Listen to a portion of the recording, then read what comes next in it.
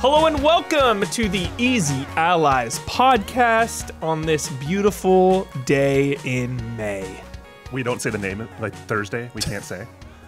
People watch it at different times. Okay. I mean, it's the 15th right now at this time of filming. It's whatever day you want it to be. Yes.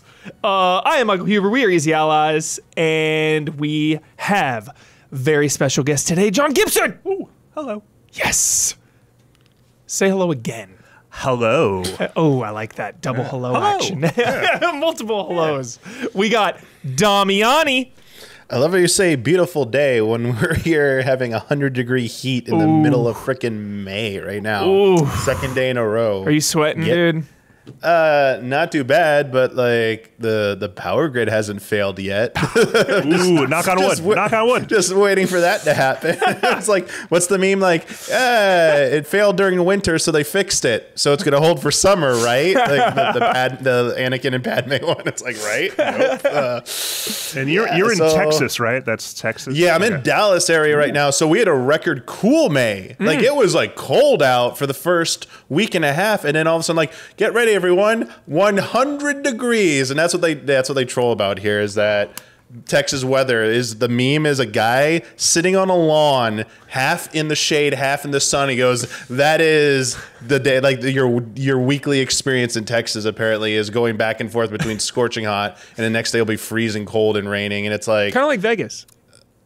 is Vegas like that? Vegas at nighttime gets like freezing. Oh, okay, but then the I thought day Vegas was pretty good, Yeah. like just dry and warm. Yeah. I'll take dry and warm Yeah. over humid and warm. Even when Vegas is like 110, it still feels good. 'Cause it's like, hey, you're not like... You're so right. Well, most part, except one time, it was like 115, that record heat like 2 years ago, and it was like 40-degree winds. It was like being in a blow dryer, dude. It hurt. It was painful to go outside. You were there. Yeah. You were there for that?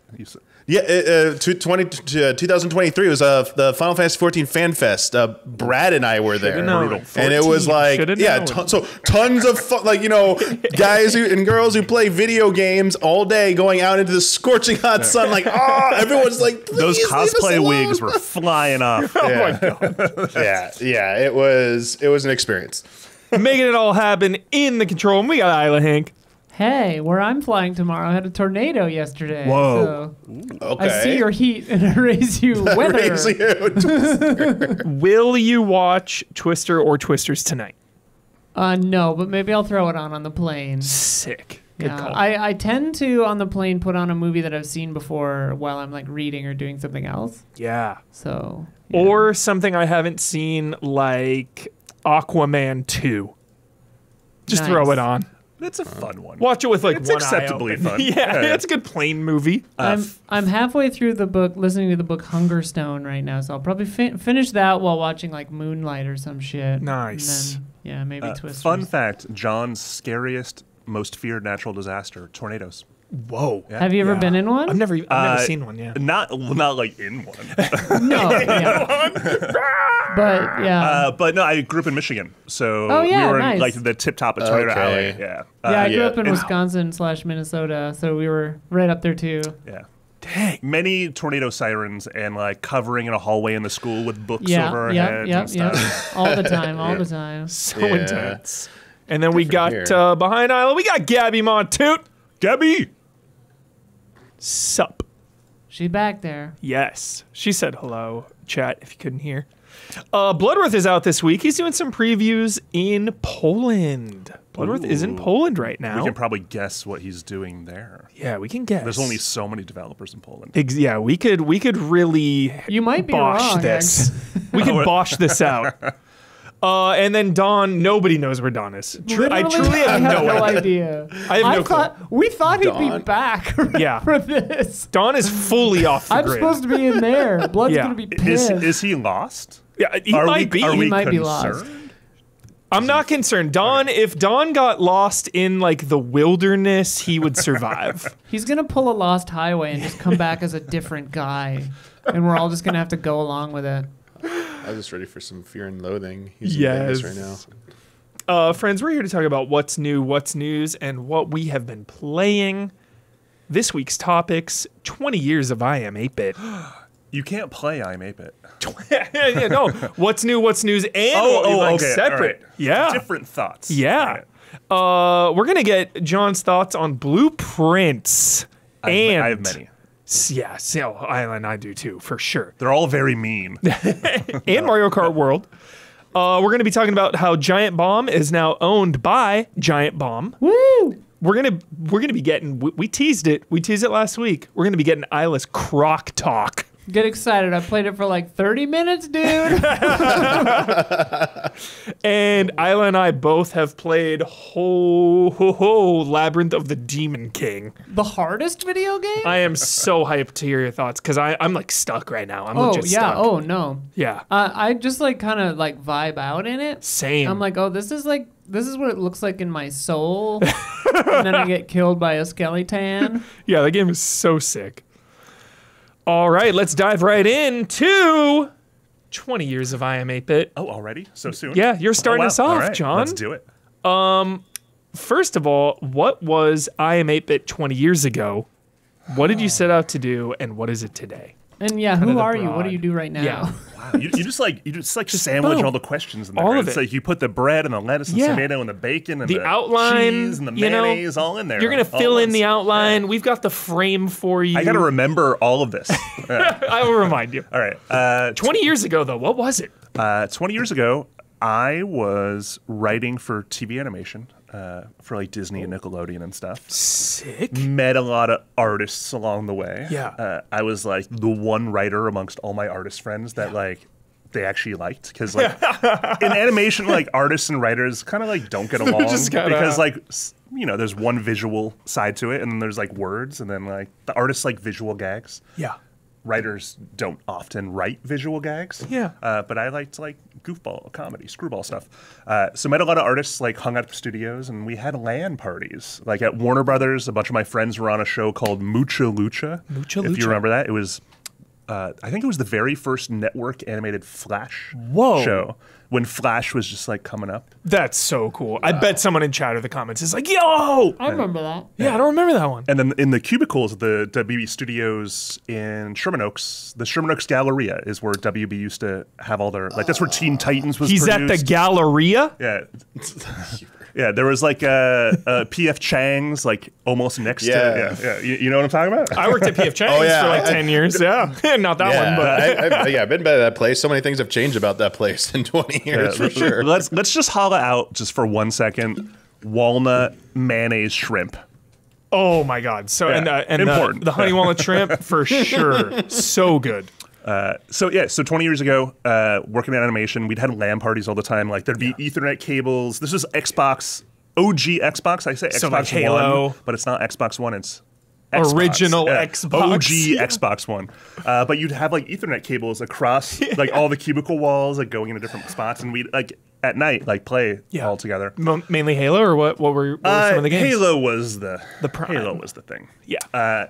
And all my artist friends were classically trained artists. They went to Art Center, they went to Cal Arts. They could paint with oil and acrylic backgrounds, and they doodle and they character design. And Real texture. And the most common hobbyist thing they draw when they weren't working on their shows was video game characters. So like Mario, Donkey Kong, Sonic, all that. That's always the thing I wish I could do more than anything, is just like have the ability to like draw sick video games. And when you're surrounded by really, really talented artists, my gosh. You then realize like I will never achieve my dreams. Yeah, like just shatter it all. So just watching all this happen, I was at the same time in parallel going to like underground art shows in downtown LA. What is an underground art show? So at the time, art galleries were very highfalutin. So like you'd have like New York galleries, LA galleries that would sell you Huber, like Huber, Yep. Huber. Yeah, whichever. Whatever. It's like a Ghibli or Ghibli. Yeah, either is acceptable. We have that for debate sure. all the time. Don't worry. Yeah, totally. Don't worry. So at the time, it was like all these fancy galleries that would just like sell you $20,000, $30,000 paintings. Some and, like Daredevil and shit. You as a young person, like that's how you were rolling that deep, right? You'd be like, I want some art for my walls. Here's $30,000 in cash, please. No, there was like no art for young people, and there was no gallery for young people except the bootleg galleries, the underground ones that were like warehouse parties. It was akin to like going to a rave, and like the bar was like a $5 donation table for PBR.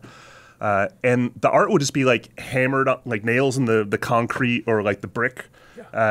You'd hand someone $20, like, here you go, buddy, and then they'd take that art off the wall and go home. That's so cool. But like, the art was really good. Yeah.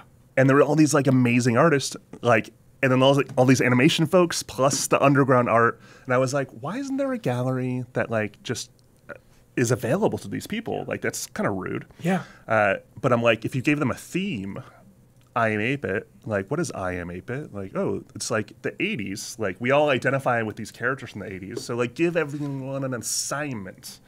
Like, Terminator 2 was in the 90s. So was the Terminator 90s. 1. That was too old. Terminator 1. iam8bit, technically, the cutoff era was like 95 because Super Nintendo and all that. And like, then it got like too modern with PlayStation. But we gave people an assignment and we're said, like, paint, sculpt, whatever you want to do, your favorite worlds, characters, etc., from like basically 80s and early 90s video games. Yeah. And it ended up being, unbeknownst to me at the time or anyone else, the world's first pop culture art show. Where like you see these all the time now. You see like galleries dedicated to like every TV show and movie. Sure. You saw Mondo doing all these interpretive posters. Like none of that stuff existed then 20 years ago. All IP was like very governed by style guides. And so when the first art show came out, it was just a hobbyist thing for me. It wasn't a company yet. Like I had a job elsewhere.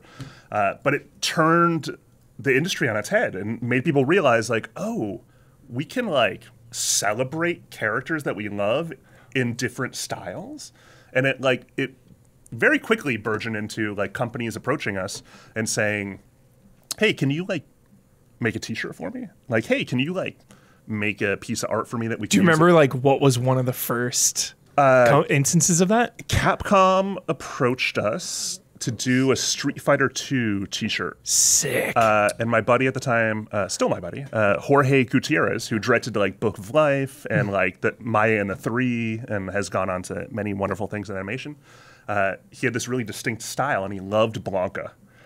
So it was just like a very simple it was like just Blanca like hulking out. Like, And it was just like a promo thing for press. Some of the other early stuff was also Capcom coming to us about like doing an event for Street Fighter. Yeah. But this is before community events existed. This is crazy. the era of like celebrity red carpet. Like, ooh, let's pay the Kardashians $20,000 each to come to an event and take a photo and pretend to play video games. They're straight up pretend. Yeah. And there was no such thing as like fan events. There was Comic-Con and stuff, but there was no dedicated. When you have a party, it wasn't for the fans. It was for celebrities, and then you'd see the photos in People Magazine later, because that's where the gamers are, is People Magazine. Of course. So our buddy at Capcom at the time, this guy, Chris Kramer, who is in the PR comms department, people might know Chris Kramer. He's a legend in the industry. Yeah, we worked with him at Game Trailers a bit, yeah. He's a good guy. Back in the day, yeah. He said, like, hey, can I give you guys some money to produce, like, an anti-corporate event? And it's like, We love anti-corporate. I'll try to like leave you alone, but like we want to do a thing for Street Fighter 4, the launch, and I'll send you some arcade machines because it wasn't on console yet, and just like figure it out. And Game Trailers covered this. Jeremy Hoffman at the time and the rest of the gang like came out. Shout out to Hoffman. We did it in a derelict warehouse in the scrapyards of downtown LA. There was so cool. It was cool. It was a little scary for some people. Oh, really? Yeah. I mean, like a lot of kids that we had like 200 people come. We were serving like $5 Little Caesars pies. It was a pretty divey party on purpose, but that was like the first event we did. But these were like all like early projects when the company was kind of becoming a company. And along the way, I met my business partner Amanda White. Who's not here. She's on the east side. You know how long it takes to get here, by the way, from the east side to the west side? The correct answer, if you don't live in LA, how long does it take to get somewhere from LA to LA? An hour plus. Yeah. An hour plus is your minimum. So I was the sacrificial lamb that drove all the way to this illustrious studio. But me and Amanda met along the way. She was a film producer at the time. I was working in animation. Art show kind of became a thing. And then like all these projects started happening. And she came on board. We got along really well creatively. she helped kind of like figure out what the business was too, because it was like very chaotic. It was like the scene in Indiana Jones in the mine cart, where it's just like completely out of control. It's like fun and kind of crazy, and like we're getting somewhere, but like there might be a broken track, and hope we can jump it. Go left, no, the other left. And so together we kind of organized the company into like a real thing, and registered the business and like did basic company stuff, and then like eventually hired some employees, got an office space and all that. But yeah, we were kind of like the punk rockers in the game like industry for a while. grassroots. Yeah, where it's like we spoke artist language, but we also spoke enough corporate language where we were professional. We could make a deck. We could present well enough where like it appeased the folks paying for stuff, but then like artists thought we were cool because like we're artists ourselves. Yeah. So the best of both worlds, basically. Exactly. Kind of just appeasing to everyone. Yeah, but we didn't really know where we were going. Like your question kind of was like, what was your path? What was the intent? We had no path. Yeah. We were just kind of like Just vibing out. vibing out. But then you start to realize like, oh wow, style guides were a thing, and we did this thing, and like now this thing can become a bigger thing. Yeah. And then you start seeing it in our products, like vinyl soundtracks and like physical games, and the idea of interpretation from artists. It has been our lifeblood for the whole time. Like, it's like we always like to bring something to everything, expand the mythology. Yeah. So it's like, why cookie cutter it when you can actually like tell a bigger story? So if it's an event or a product or a commercial or whatever we're doing, it should help embolden the brand. It should it continue the story, the narrative, versus just repeating it over and over and over. Are you still tight with Capcom? Do they like? Oh yeah. We've been tight with Capcom. Yeah, Capcom is like one of our forever, longest running collaborators. Yeah. I mean, Capcom will be at Summer Game Fest in a couple weeks, and you'll see them doing some pretty dope stuff. Oh hell yeah. We love Capcom here. We have unearthed some classic photos. Oh, here So we go. From the game trailer's office. We used to see this art Yeah. every day Yep. at GT. This, I've got a bunch. I haven't looked at any of these. I don't know what they are, but hopefully there's nothing scandalous. This is an example Turtles of and Batman. being punk rockers, and we hired 3 different artists to come into the game trailers offices and make them cool, I guess, because it was just like a normal corporate office with a bunch of cool people in it, but like the walls weren't fun. Mm-hmm. It wasn't vibing. Oh, look at that guy.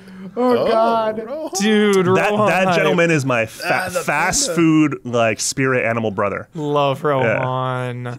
He tries all the new fast food before anyone else even has a chance to comment on it. Damiani, what's up, dude? Damiani's our fast food resident expert. Dude, Rohan was the man at game trailers, man. Yeah, Him and Hoffman, they were amazing. Yeah. they really were. I mean, we still work with both of them at Epic doing some cool stuff. So awesome. Oh my god, the Chewy was really Tell good. him hello from all of us, John, when you yeah. talk to him. Tell him we send our regards.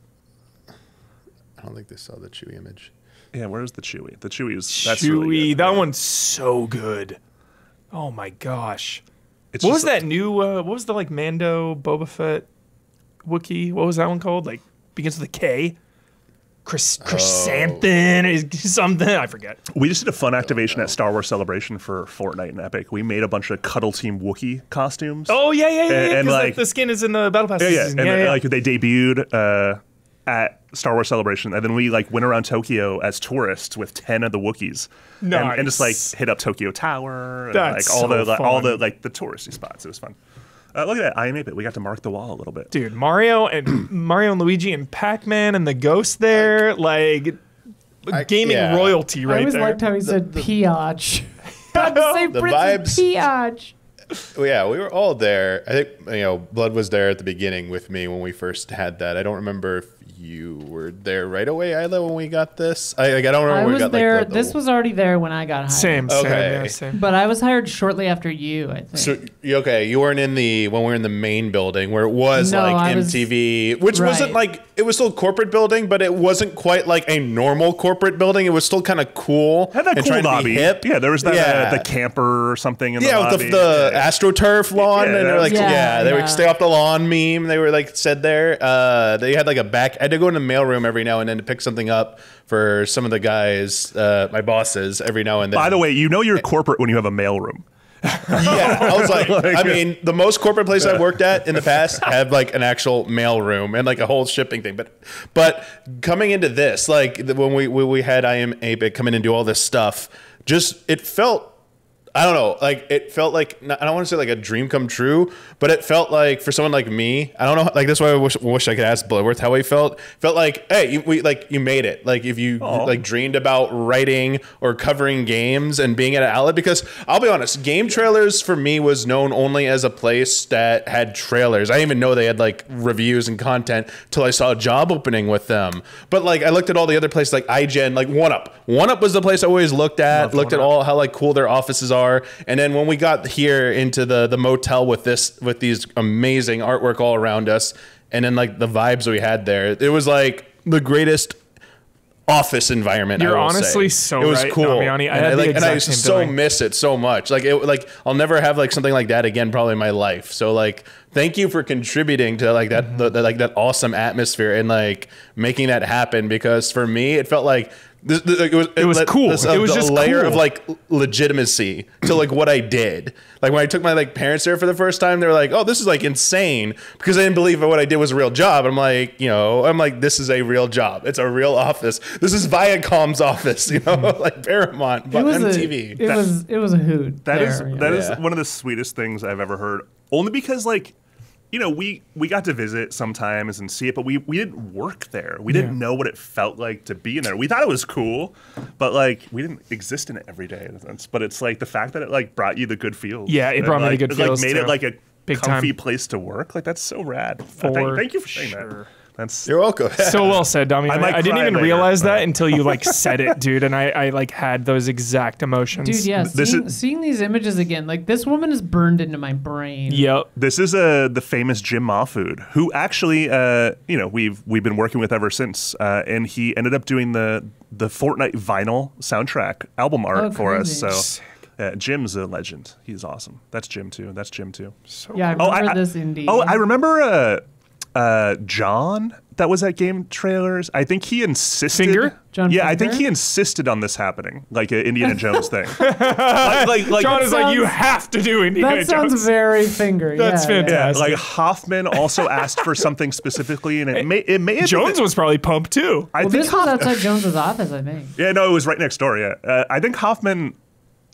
Or maybe Hoffman asked for it to be there to surprise him. Maybe that's what this I remember. I remember it was put. This Indiana Jones was put by Jones's office for that reason. Yeah, I'm pretty sure Hoff insisted on a Chewie or something too. Like he wanted something Star Wars for sure. So awesome. Yeah. But yeah, Jeremy Hoffman is a huge believer in like art, in culture, in life, and a huge art collector too. One of my I married Jeremy Hoffman. I was the officiant of him and Teresa's wedding. I owe a lot to that man, and I love that man, and I haven't seen him in so long. Oh, we all If he do. was right here, I would just like give him the biggest hug. Jeremy Hoffman knew that Legend. Game Trailers was going to get sold off to Defy, and so he told me and Elise, like, hey, remember that weird weekend update knockoff you guys wanted to do? You should do that. You should start it now. I remember that. And then, like, he's basically responsible for me and Elise, like, not getting fired. Yeah. And because I was the best fucking editor. No, Jeremy cares about human beings. He does care about human beings. And not everyone that works at corporations cares about the humans that work there. Up. Well said. Jeremy Hoffman, I hope you're watching. Same, Hoffman. What up, Jeremy? Seriously. How did you end up, first, no spoilers, did you finish Andor? Oh, no. So my buddy Zach literally texted me and my boyfriend on a thread we have with his girlfriend, Laura. And his girlfriend does not like Star Wars. Yeah. And so I like razz her all the time, and I send her like presents she should buy Zach. And like she's Star like, Wars "There's too much Star Wars in the house." Like, no, no more. But Zach loves Andor and got legit upset with us for not having watched a single episode. Dang it! Not even first season. Yeah, so he said best Star Wars. That's what Zach said. He said it was the best Star Wars thing out there. Yeah. So That's when people put too much understood. pressure on you. I know, it's too much pressure now. Understood. I know. Diego Luna's pretty awesome though. He is so awesome. Can't complain. He's so awesome. But they actually film in locations, right? It's not like all stages. Yeah, mostly. Yeah. Okay, They- cool. So it's different from Mandalorian, where it's not like the virtual Totally. production stuff. They actually, I just read a thing where they were like, yeah, we used the volume for like one scene, and it was like practical on top of the volume or whatever. So it's like Cool. they barely. We're gonna watch it. We're gonna watch Yeah. it. We're getting through Black Mirror still. Yeah. And Nice. How did you end up getting involved with stuff like Day of the Devs and Summer Game Fest? those are Inception babies. Those are, things where we have really lovely collaborators that happen to all be in the same place at the same time and think like these things should exist. So like Day of the Devs was Double Fine, like Tim Schafer, Greg Rice at the time, and James Spafford, Spaff as he's affectionately called. Spaff. They had this crowdfunded game called Broken Age, and they were thinking we need to have an event to promote this game that we crowdfunded and invite the community out. And then they realized there was no such event that existed, like for like indie studios to do that for themselves. Double Fine having a lot of power and reach in the industry. Tim is an icon. Great social presence. But they're like, wow, like if we're gonna do this event for our game, we should do an event that like includes other indie games. And there's nothing like that out there. There was wild to think about. and so they came to us and they're like, hey, like, do you guys want to do this thing together and figure out like what it could be? Naming it was the hardest thing. Tim, how did that happen? I think Tim ended up naming it Day of the Devs because the event was supposed to be around Day of the Dead in like October, November. I think it may Coco, shout the first out. one may have been on Day of the Dead. And so Day of the Devs made sense. Now it's all year round. So Yeah. but it's kind of like It's such a good name. it's kind of like, what does IGN mean anymore? No one knows. That's funny. But yeah, that was like one of those things where like we none of us knew what we were actually making at the time, but certainly knew we wanted to support the industry in some way. Didn't really think super hard about how things were going to get paid for and how expensive they would get. And, you start with like 10 games and then you start doing more. And then you turn into like 80 games. And then you're taking over like a whole like rave warehouse in San Francisco. Like our flagship event during GDC now is like, it's like 80 games and it's where they hold raves in the dog patch. It's this giant warehouse complex. Yeah. So it is like a rave for video games. It's pretty awesome. But yeah, that was the genesis. We've been doing it for like 13, 14 years now. I don't even remember. We are a legit nonprofit now. We've always been operating it volunteer-wise as a nonprofit. Yeah. Generously contributed to by sponsors like all these companies that have money. Yeah. To support the companies that don't have money. It's a beautiful thing. It really is. It's free for everybody. But yeah, it's a mission that we continue. It's That's exhausting something- sometimes, but I can imagine, we've yeah. apparently featured. We just ran the numbers. I think it's close to like 800 some games over the course. Might be more, maybe 850 or something. Yeah. It's pretty cool. And like Untitled Goose Game came out of there. Love Untitled Goose Game. So many bangers. Probably so many. Like, yeah, I bet the list is insane. And Animal actually. Well was one of those like Yeah. more recent. Little to the Left. Yeah. Games that like didn't really have anyone's attention on them, and then Yeah. just this like natural organic thing grew. I don't know. It's an awesome thing. It is so important. We love Day of the and- Devs. and- yeah, we do. And It is so less and important. less of that is happening because it's expensive and Yeah, like people it's just kind of do their own and it's thing. hard. Yeah, Like, here, we're going to show our game and do our own little yeah. thing, but I having don't- like a big celebration with a bunch of them is Yeah, always we're just so fun. agnostic too. It doesn't matter what platform you're on. It doesn't matter what publisher you're with. It's just like developers talking about games, showing their games. Like, Best. yeah. Celebrate it. And then how about Summer Game Fest? How did that go down? Was Keeley like, yo, we need you? We've known. We're talking about game trailers. Yeah. We've known Jeff a really long time. I used to be a games journalist. So did he. We're around the same age. Me, Amanda, and Jeff were all in Vegas for DICE, which is the Academy's sort of like C-level networky business conference thing, and we were working on the new E3, and so was he. He was like, doing the Coliseum stuff. The Coliseum, totally. We were hired to do the E3 show floor, kind of reinvent it. But this is also the time when like E3 was not doing so well. People didn't know what it was anymore. Like, are we a fan event? So we were trying to help with that. And I can't say any more about what happened. But we stopped doing that. Yep. And so did Jeff. Yep. And we ended up seeing each other at this restaurant in this very beautiful moment. Yeah, it was at chance encounter. It was no way. It was at Major Domo, Oh my God. which no longer exists. Also, the Vegas location closed, but I was just in the LA one a while ago. Yeah, that place is awesome. I'm so sad the Vegas one is gone, but I'm glad the LA one still exists. Drag. But yeah, we saw him, and we were leaving our dinner appointment. We had dinner with the Disco Elysium team. Shout out. And they're like, oh, do you want to go hang out? And we're like, oh, actually, we're going to talk to Jeff for a second. And we he was finishing dinner, and we're like, hey, and we started talking, and it was kind of just decided that, like, hey, we could make a new thing. It started digitally first because pandemic. Yep. So Jeff was hosting that in a virtual studio, basically, for a couple of years. But the intent was always to make it a physical thing. So he runs the live show. We run Playdays, the physical event, and we meet in the middle and hang out and talk about shit all day long to make sure it's like this moment for the industry to come together, because no one else was stepping up to do it. That's where I saw you last. Was the who's the cool little creature from Devolver? Volvi. Oh, Volvi. Volvi. I remember the Volvi area. Yeah, I saw you there. They had great margaritas there and great churros.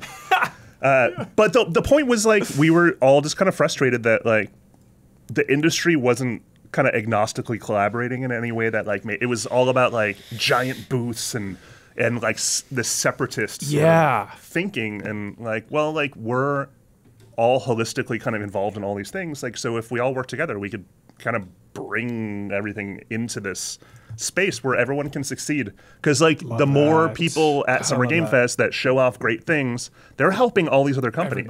Companies helping companies, devs helping devs. That's what Day of the Devs, the spirit is too. It's like the aggregate of great games is much better than a singular great game over here. Totally. You can make a lot more noise. And so that's the whole idea. And so, like, there's the live show, Summer Game Fest, coming up in like 3 weeks. Then Playdays happens 3 days after that, for 3 days after that. Yeah. And it's like a mini South by Southwest festival with all the big game companies all exhibiting and doing their own thing. But it's like indoor, outdoor. It's not open to the public, but it's where all the hands-on happens. Like, there's nothing else out there. There's Gamescom. And there's the PAXs of the world. But, like, this Summer Game Fest has become the thing that happens in June that, like, we like to think supports the industry in a really big way. So you've played Silksong. I don't think anyone has. Maybe I have. The dirty little secret is, like, between Jeff, me, and Amanda, we know everyone's games, and we are very trustworthy. And we don't spill the beans, and we don't leak things. We don't like leaks here. We don't like spilling the beans. We don't like spoilers.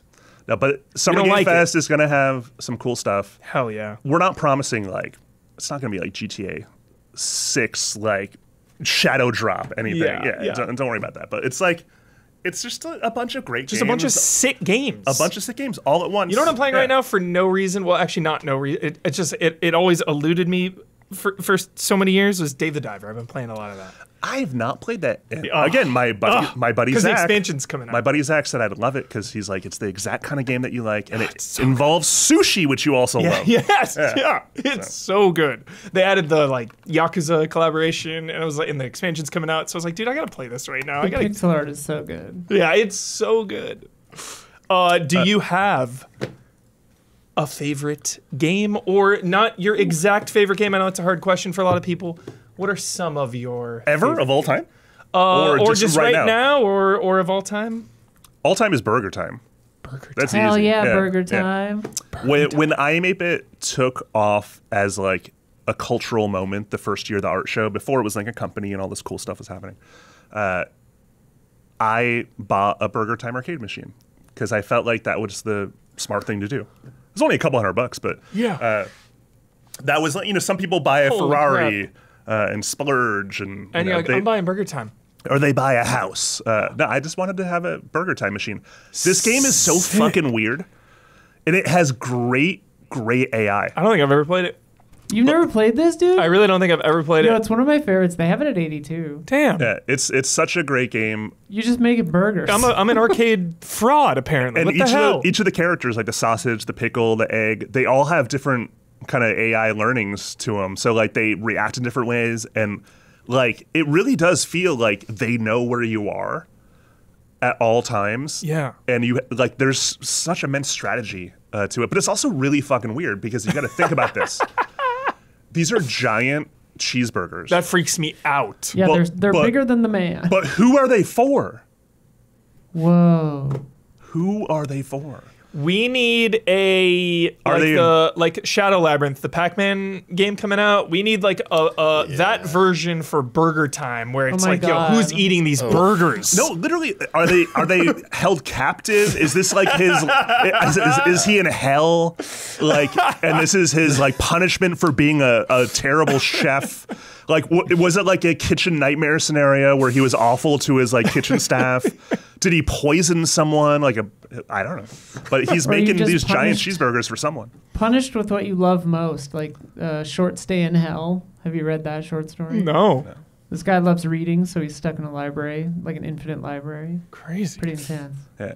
Speaking of food, I saw it today. Anthony Bourdain once said that Ratatouille is actually like the best movie ever made. He was like blown away by Ratatouille. It's one How of those accurate it is. It's one of those movies too that like every time you rewatch it, you're like, I forgot how much I like this movie. Ratatouille Yeah. is so sick. So good. Have you eaten ratatouille before? I don't think so. You should. Yeah. It's pretty good. I'm down. It's not like the best thing in the world, but All right, we're going to be coming back to you for more game coverage soon. But we're going to switch gears here because Giant Bomb is now owned by Giant Bomb. so I got a penalty already because Yeah. they're not owned by Giant Bomb. Giant Bomb can't be owned by Giant Bomb. yeah. There has to be a legal name. So it's probably Giant Bomb owned by Giant Bomb, comma LLC or something. Ooh, So like, yes. we should get technical. We need those legalese. But congratulations to them. Yeah. It's the Jeffs. At their PAX East panel, Giant Bomb announced that Jeff Grubb and Jeff Bakalar purchased Giant Bomb from Fandom, and they are now fully independent. The Jeffs. The Jeffs. Good job, Jeffs. This comes after just a couple weeks after a falling out between the team and Fandom management, which prompted Grubb, Dan Reichert, and Mike Minotti to leave. The new independent Giant Bomb will consist of Jeff Bakalar, Jeff Grubb, Dan Reichert, Jan Ochoa, and Mike Minotti. So there we are. Giant Bomb in action. Good for them. That's great. That is great. Right? Yeah. It's great. It is. It's not terrible. Very good. I'm going to throw it to you, Damiani. What do you think about this news?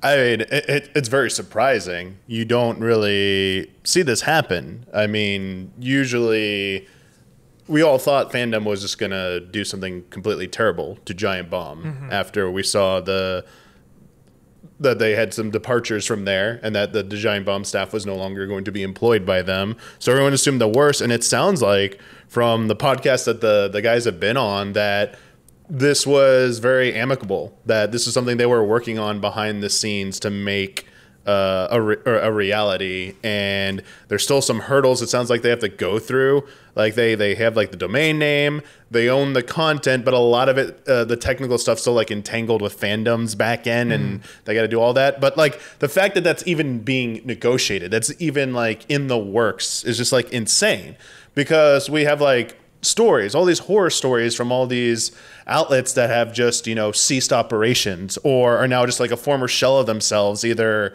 dominated by a skeleton crew or worse, like, AI trash being just like shoveled out and passed as like guides and articles and other stuff like that. I mean, even when this came up, Jeremy Parrish even said that they tried to offer up 7 figures to buy one up back in the day. And was told no, sorry, like that's not like that. They turned them down. And now it's like, where's 1UP now? Like, it's a fond memory, but and obviously there's always mixed feelings when this comes across, because one thing that has been weirdly dominating this discourse for the past like week is OG Giant Bomb versus like the current Giant Bomb, and like that's like, I don't know, like I guess it's to be expected, but it sounds like everyone's cool with it. They're all like, this is great stuff, and like people move on and do other things. Like, you don't know what sequence of events are going to bring you to where you are in your life, and so it sounds like none of them would change anything that they would have done. But the fact is, they own it. This is great news. It's really exciting to see the amount of support they're getting, especially on Patreon, as a group that has been doing this for now 9 years, and went through a thing where we didn't have the option to buy our thing because we were just all laid off, and then they sold it to IGN afterwards, and that's where Game Trailers stuff is now. It's very difficult to keep things going successfully for a long time. Now, I'm curious to see, when it's all on your plate, when you are now in charge, that now doesn't mean like, oh, we have the freedom. We have the freedom to do whatever we want content-wise, but business-wise, this is where it gets really difficult. And Isla, feel free to chime in if you want. Why don't you put her in charge? The one thing, like, the way that we shook out was that we all got fired, and then the people that were around were just like, I guess we'll do a thing. Like, I had been talking to the guys and being like, we should start a thing, and then Jones was like, let's start a thing, and so then we all came together and started a thing. But like, none of us are good at business, or like, we need a smarmy business monster, and none of us are that. Yeah. And like, you need a monster. someone acquire us, please. Yeah. You need a monster. We need a business monster. Some of us business people aren't monsters. Do you need a media branch? Well, the last thing you'll say, Isla, though, that's been some of the important discourse there, is what do people who do this value most? It seems like there's limited paths right now. You either get acquired, but then you see everything you built potentially be dismantled, and you no longer have any say in it, and it becomes just, a bad, I don't want to say a bad memory, but it's like when it gets out of your hands and you no longer have control, and they change direction for everything you started out the company to be about, then there's that eat at you, there's that hurt that like you gave away that control for money. Obviously you need money to survive in this world, but at the same time, I don't fault anyone for doing this, but like this is like the issue you have to deal with, is that so often we see this happen, is that once you sell or get acquired, you can have your payday, but if you still want to keep doing this, ultimately it sounds like most places that do this, it doesn't end up working out well for them. It either gets shuttered or everyone gets like laid off and they bring in new people, and like it just starts going down a spiral of not being, what it used to be, and people move on from it. Yeah. So I like, that's like the cautionary thing, is like, not to throw us stray, but I think of like G4 trying to revive. Yeah. There were some other things about that, but yes, we don't really need to get into that. But like, there's a few other things that were a special case about that one. Yeah. But you are right, Huber, that like even like relying on like nostalgia to bring something back. Like the thing is, how long does it last? How long can you sustain that based on just those like good vibes and like that goodwill? Like eventually some kind of sound business strategy has to take over and sustain you, whether that's, merchandise, or you have a core, group of people who are paying you enough, and like you can see what it's, you have someone who's good at business and financials and can math that out for you and be like, this is how long we'll actually like sustain for with this amount, and this is where we need to be. But if you don't have any of that and you just like wing it, your chances of success are like very, very, very, very low. And honestly, the smaller, the better, I guess. Like, because people will be like, well, what about all these great YouTube and Twitch content creators? Like, they're usually solo acts. Yeah. Like, that's a different, like, one, that's like winning the lottery to get that big. Like, you could try everything, have the best connections. Yeah. And yeah, it's a like way different beast. But like that's a different thing from trying to like imitate like these traditional media outlets, which have been dying left and right. So it's good. The sun is setting on it feels like on outlets like ours, like Giant Bomb. Like it seems like the kind of landscape is moving on. It was an interesting thing because I'd reached out to Dan Reichert the day all this shit was hitting the fan or the day before, and I was just like, hey man, hope you're all right.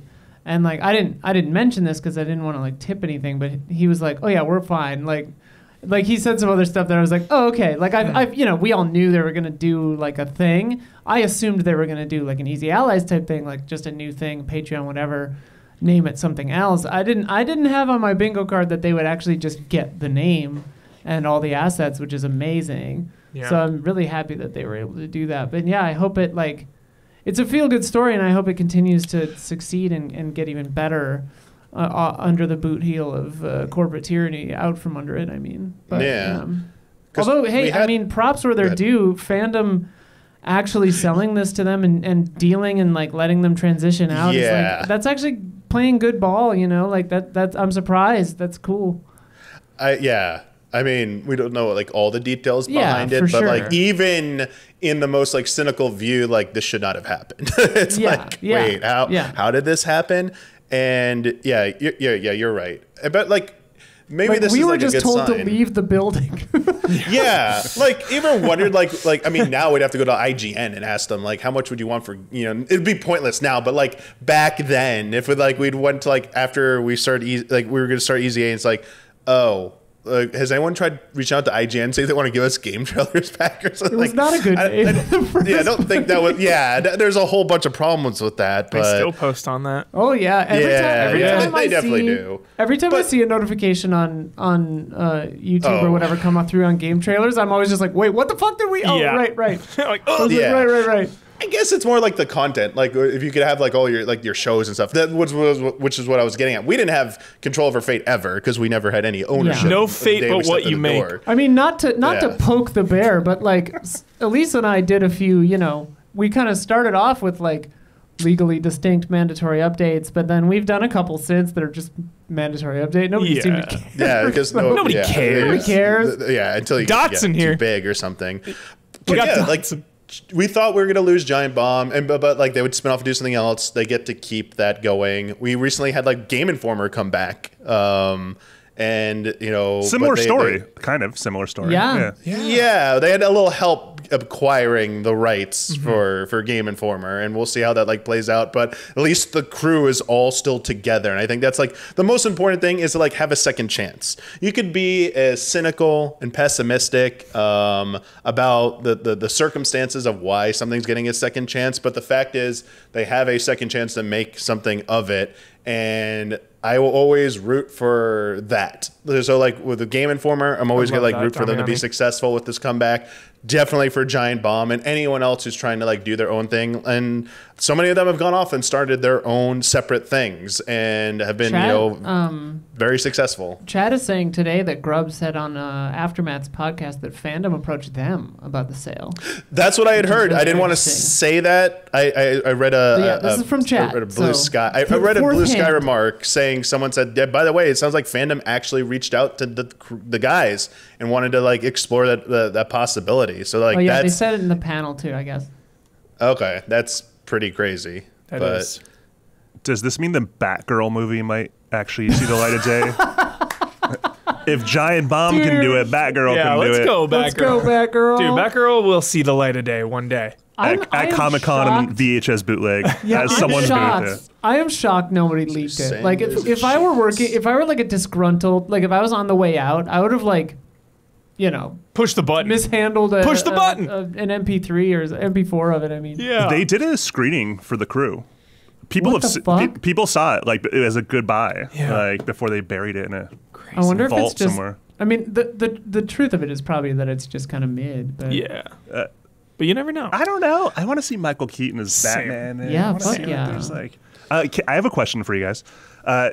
In the game industry, has there been any positive acquisitions? Can you think of any? Like a game company, or just mean like a media outlet being acquired by someone? Both. I was trying to think of a media outlet where I'm like, oh, that like really helped them, and I was having trouble. But Atari buying Digital Eclipse, I think, has been like a very positive thing. Yes, those are so good. Yeah, that stuff. Yeah, there's ups and downs on like Xbox acquiring, Microsoft Yeah. acquiring like 800 things. Like the upside as a consumer is Game Pass is a lot more robust. Game Pass is awesome. Game I Pass love is having insane. Game Pass. But yeah. Oh, Sega buying Atlas, Chad says. Oh yeah, That's a good one. That's pretty good. That's yeah. a great pick. I like that. Good pick. Yeah, it's weird with media company acquisitions because as Damiani was saying, like it so often kind of just lately has been sliding into the AI slop domain, which is a drag. Skynet. Well, it's even hard too. It's like IGN is not what IGN started as either. Like, and they like all these companies, like whatever they started as, are not the same things, and they're owned by different people, and who knows. Yeah, they've all it's kind of crazy how many like of these places have changed hands so many times. Like I remember still as a kid in the 90s, like it was IGN 64 because that's where I went to watch all like the Ocarina of Time videos before it was even called that. It's where you went like to the exclusive and like they had the all body the videos. harvest guide and stuff. Yeah, like QuickTime videos you had to click and like download on your slow like dial-up internet. Hell yeah. And then all of a sudden, like in the 2000s, it's like, wait, this place is like way different now. Like, wow, like they got these big sponsorships. You see them, as you said, like they start like appearing at places like Comic-Con. They're like, it's like they have their own convention eventually. It's like, and yeah, they changed. I don't know how many times they've changed ownership hands, but same thing with like One-Up as well, like what they went through, because it was like IGN, GameSpot were the two big ones. Game trailers is like, I remember we used to look at Analytics and be like, we're so close, we're also behind Kotaku too. It's like there were some fun times about where game trailers sat in the pantheon of all that Ratings but also wars. like One-Up was another like video site. So like I remember our bosses constantly comparing ourselves to them because like game trailers were not versus but like business, from the business side, like trying to see like where we were falling short in some areas. And these places, like they just went through so many different ownership periods, and you like kind of lose track to the point like sometimes I forget like, wait, who actually owns this company now? I have to like go look it up on the Wikipedia. It's like, oh, they're owned It got by hard to them track now. who owned Okay. us for a while. Well, yeah, for like it was self-owned, and then it was sold to MTV Viacom. Then it was Defy. Now it's I actually IGN, do which is know, owned by who owns them right now? I don't even know who owns them. Defy right was now. a scam that everyone like. It fell No, apart. who owns IGN? Because IGN owns Game Trailers right now, so I don't know who owns IGN. I don't know who owns IGN. I IGN forgot, began as Imagine Davis, I think? Games Network. Is Yes. that I what it thought was? that's what it Yeah, I thought was. that's what it I think that was the OG. Yeah. I think Yeah. Ziff Davis owns them now. That Is it sounds Ziff, right. which That sounds owned right. One-Up and all those? It is owned Yeah, by... Ziff Davis. Yeah, Zip Davis. Thank you. I'm just Isla. glad Embracer's out there doing good work. That's what I'm really happy about that. Somebody's got to exploit the Lord of the Rings. That's all I'm saying. I'm That's glad that's one of they're- the. You got to exploit it. You got to exploit it. Didn't that happen with Embracer bought Gearbox, and then Gearbox then bought themselves back, right? Didn't that also happen last Maybe, year? Who knows? That is a Daniel Bloodworth question. For Yeah, sure. I think they went back to something like they either got their independence or like 2K still has a publishing deal with them. Next time I bump into Randy at the Magic Castle, I'll get the details off of him. IGN was He was sold there to. last time I was there. Actually, we That's talked funny. for a minute. Yeah, so Take-Two did. Bloodworth says Take-Two did outright buy back Gearbox. There it is. See, I No, knew Bloodworth Bloodworth. knew. skulking Bloodworth knew around. immediately. Skulking in the shadows. Are Such you a supposed to be on a plane, That's the most Bloodworth? Bloodworth question ever uttered. The game show he'll succeed most at, like Take-Two or who 2K, owns who and what? when. Well, from 1998 to 2006. All right. Well, shout out to Giant He says Bomb. he's packing. Seriously, that's some good news. Like, there's been just so much bad news. People Blood getting got a fired gun and laid off pulled. left and right. It's insane. And journalism is just like Dead. yeah, it's so, as a former It's really scary. journalist, Same, like I way back majored in yeah, journalism too, like, and it's just really scary. sad. It's really scary how like villainized it is. How people are like, ha ha ha, corrupt journalists getting paid to write the blah blah blah blah blah. When it's really like no, actually like those YouTubers you love so Well. much are actually probably getting paid like so much more to That be is- hyped on something or to not like. It's just Hey, crazy. yeah, right. It is fucking the, crazy. the real downfall of journalism was when fact checkers stopped getting jobs. The death of truth is the ultimate Yeah, victory of evil. Yeah, I used to worked as a journalist. I was like magazine era, like getting paid by Okay, the nice. word, having editors, like writing things that like got printed on pages. but fact checkers kick your ass Yep. because you can't make shit up. Accountability. And it's like you have to back it all up. Yep. You got to have recordings and transcripts and all that. And now like, YouTubers just spout anything. And like, what was someone came out with a test a while ago where like a lie travels 6 times faster than the truth or something on social media. It's like really crazy. Well, yeah. Where like everybody needs emotion. hardcore facts for the truth, but like a lie, they'll just be like, oh, okay. It's like, what the fuck? Yeah, there definitely been some gaps in that. Yeah. You should read The Fall by Neil Stephenson. Having an editor who some actually, gaps. like, How about like it's a fucking Grand Canyon? It's like that movie The Gorge where it's a portal to hell. You know? Oh gosh, yeah. That movie. We had been watching The Gorge, and we'd been hoping for some hot gorge action, but there was a lot more romance. And so we were kind of skipping through it, and we didn't realize that Trent Reznor and Atticus Ross were doing the soundtrack. I feel like they do every soundtrack now. What the hell? But like we had mostly seen like kind of staid conversation pieces, and then I cut forward, and it was just like him hanging over the gorge. The music was so insane compared to what it we'd turns heard. into a thing. It was pretty sick, yeah. It's like a rom-com sucks, until it's but- not. Yeah. My Neighbors made that movie. Cool. Really? Yeah. That's yeah. cool. Sometimes you just go into the wrong gorge, One last shout out to Giant Bomb. Yep. This is the OG crew, but like I actually gave a listen to a cutout from one of their old podcasts from like over a decade ago, the Ethics in Video Game Journalism. That was one of my favorite classes I ever took in school. Jeff. Ethics that was in journalism? That was my favorite What does that class. mean? Well, it was I love like- that class. We're flying They too were close to talking the sun about here, boys. how they. Go ahead. Sorry.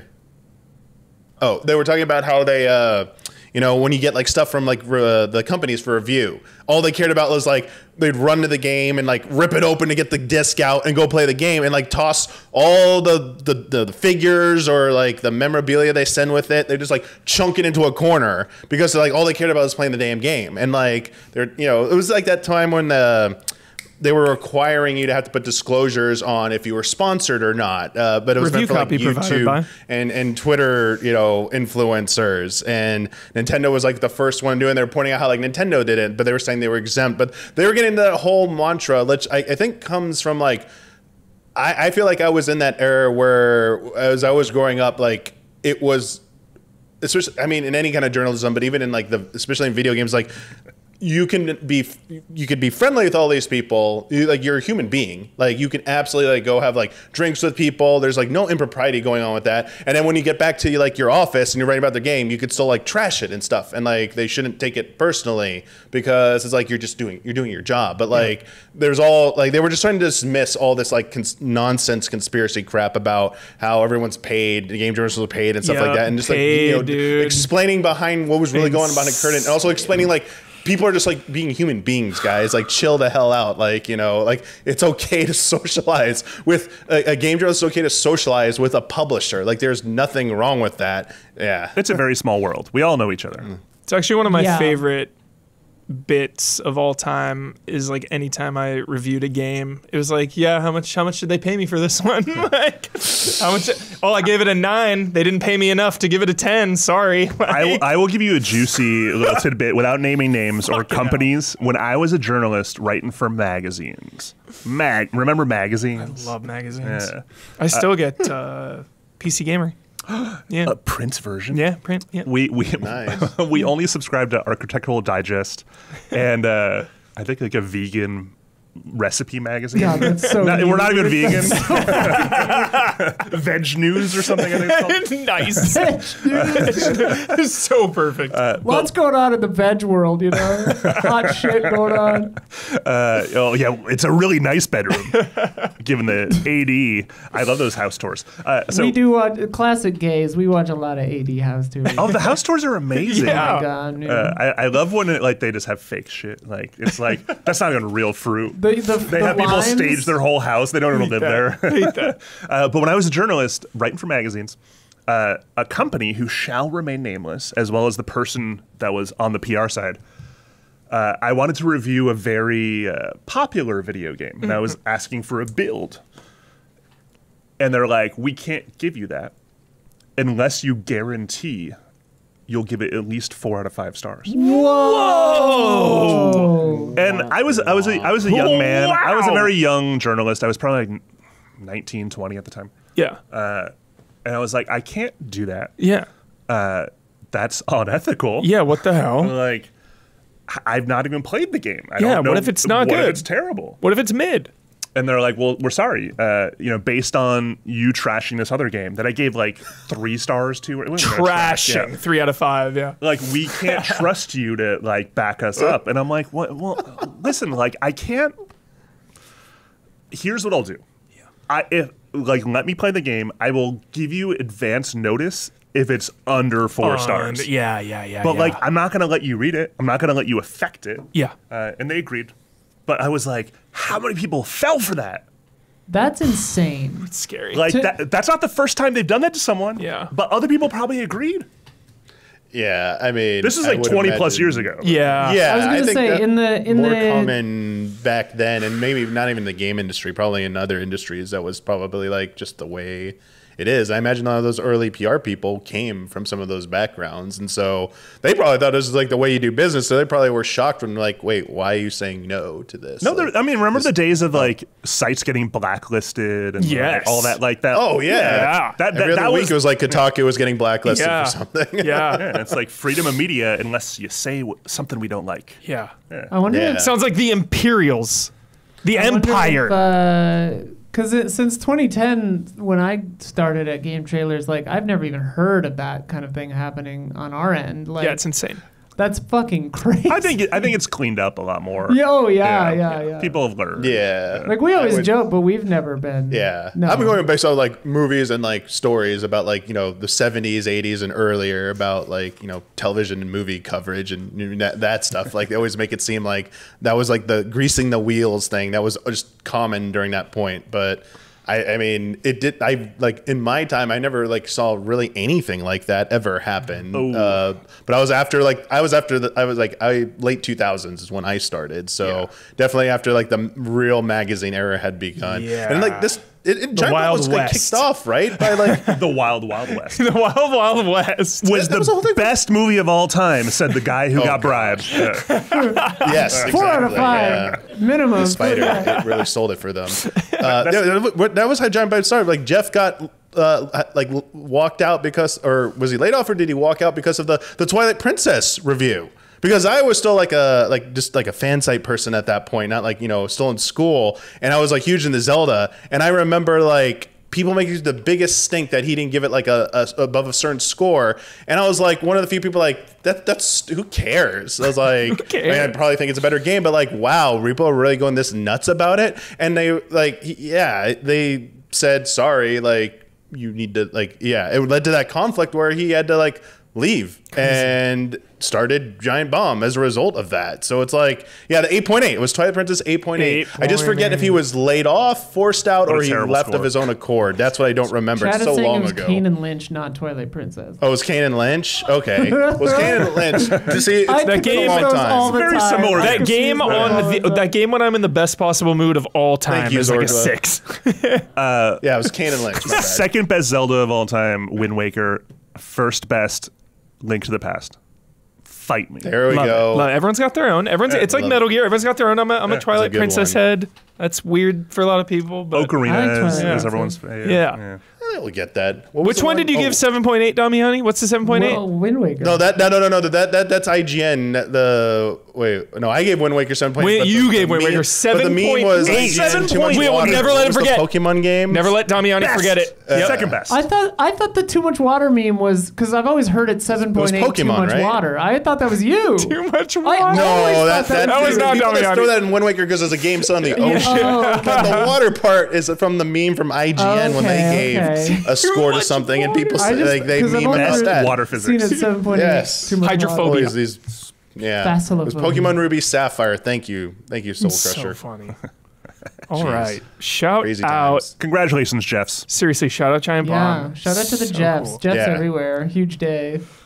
All right. Switching gears to talk about a game that we have talked about and we will continue to talk about for a long time. This is the sponsorship part of the show where you talk about Crocs. Yeah. No. Crocs, the Crocs We wish. sponsorship is later. Yeah, we wish. Before you even get into Crocs, the Yeah. game, I hadn't worn Crocs until 2 months ago. Yeah. Are you a believer now? I thought they were the stupidest things in the whole world. My boyfriend swears by Crocs. Yeah. But like, You gotta wear these. but a pair of Harry Potter Crocs were on sale, and I'm like, I'll get them to like go out in the backyard and like take the dog out to poop. In private, I'll wear them. Yeah. And I'm like, these things are pretty awesome. Everybody says it's like standing on a pillow. It's like they're wonderful. They're very utilitarian. You can just slip them on. They're just there. You can hose them off. They're awesome. Yeah. So I can't wait for this game based on the Crocs.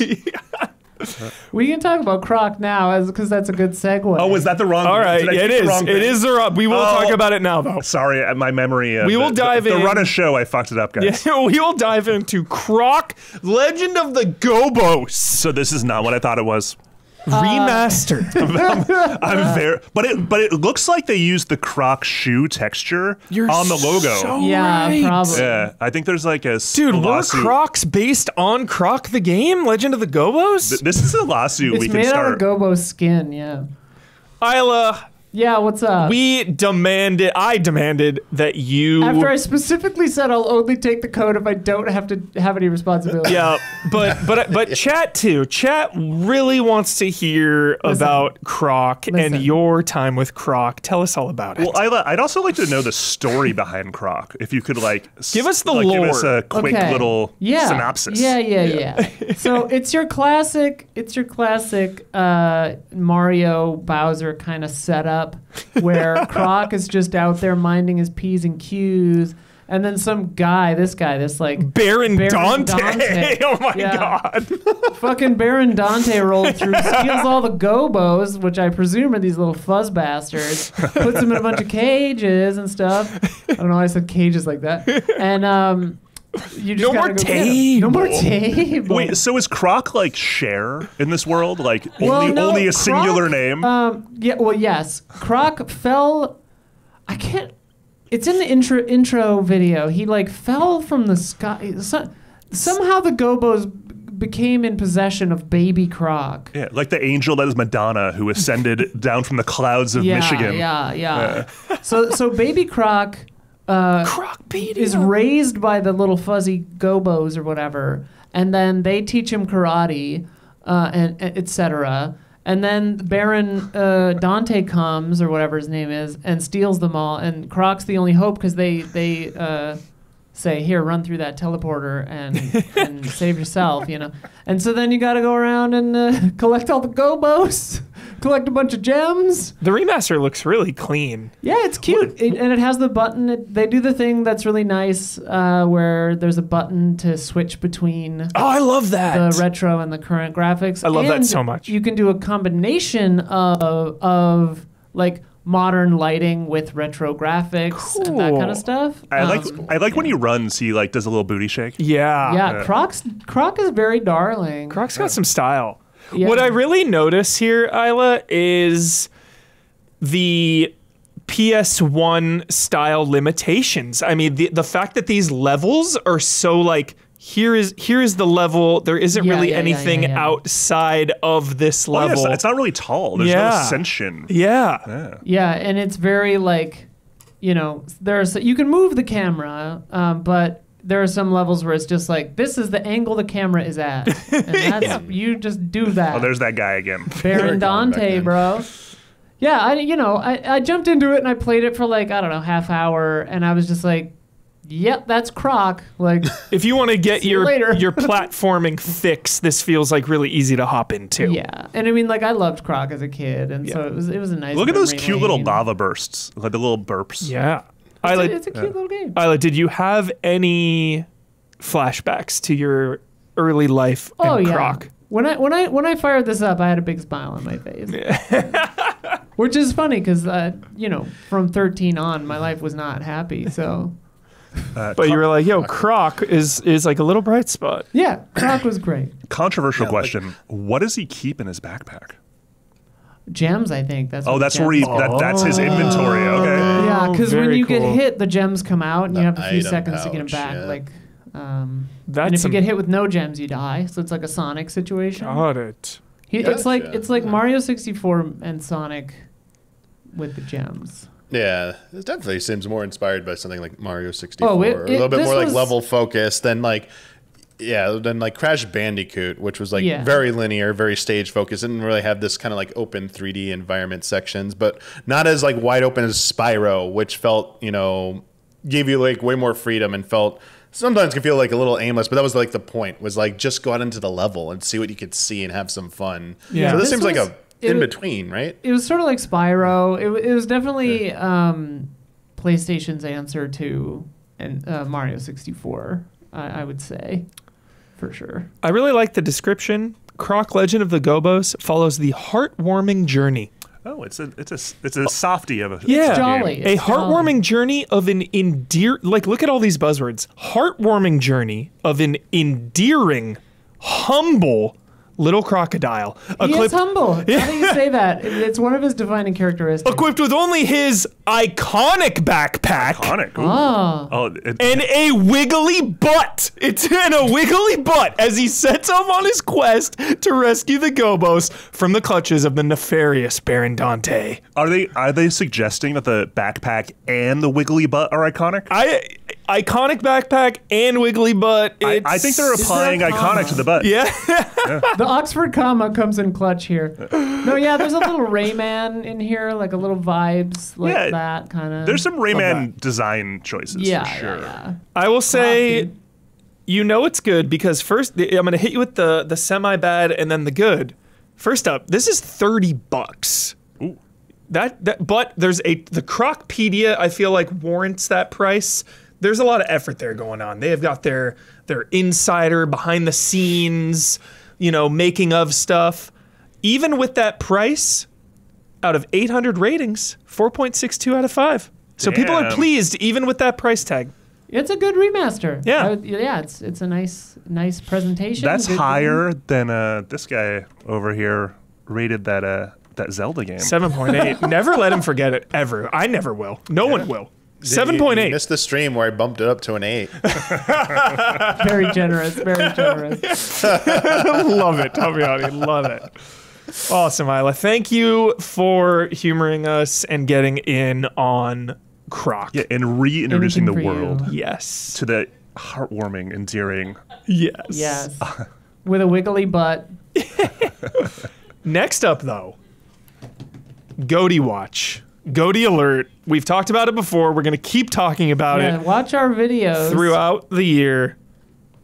Blueprints. I recognize this. Yes. John, we would love to get your Blueprints impressions because, you work heavily with the indies, and this is it's a masterpiece. That word is thrown around a lot these days, Game but of this the year. really is an absolutely, a generational type game. It feels so special. Yeah, game of the year.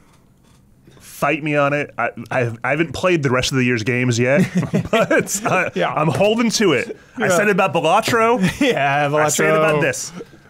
Incredible game. We featured this in Day of the Devs last year in the TGA showcase.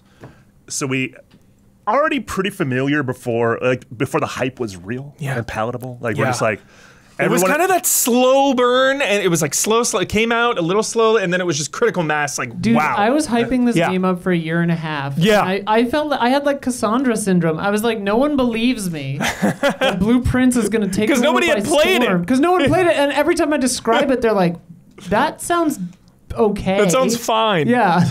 with Day of the Devs on the curation team is reps from every platform.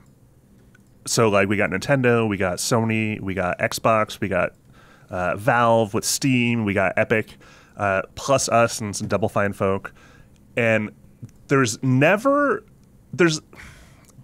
a lot of situations where everyone is like, oh yeah, I played that. this but one. like, because at the platforms, they're reviewing games, they're looking for stuff to support. So like when everyone's in consensus, like super early on, where it's like, oh shit, I played like 20 hours of that already. That game is all. Yeah, like that. But it's like insider baseball chatter. Yeah. And so you're like, ooh, this, like, we have to feature this game, but also like this is the kind of game that no one's gonna really believe in until they start playing it themselves. For sure. It was then like you- Dark Souls. Like the first time I actually played it, I was like, "Oh shit!" Yeah, because like on the surface, it's like, oh, it's like Myst.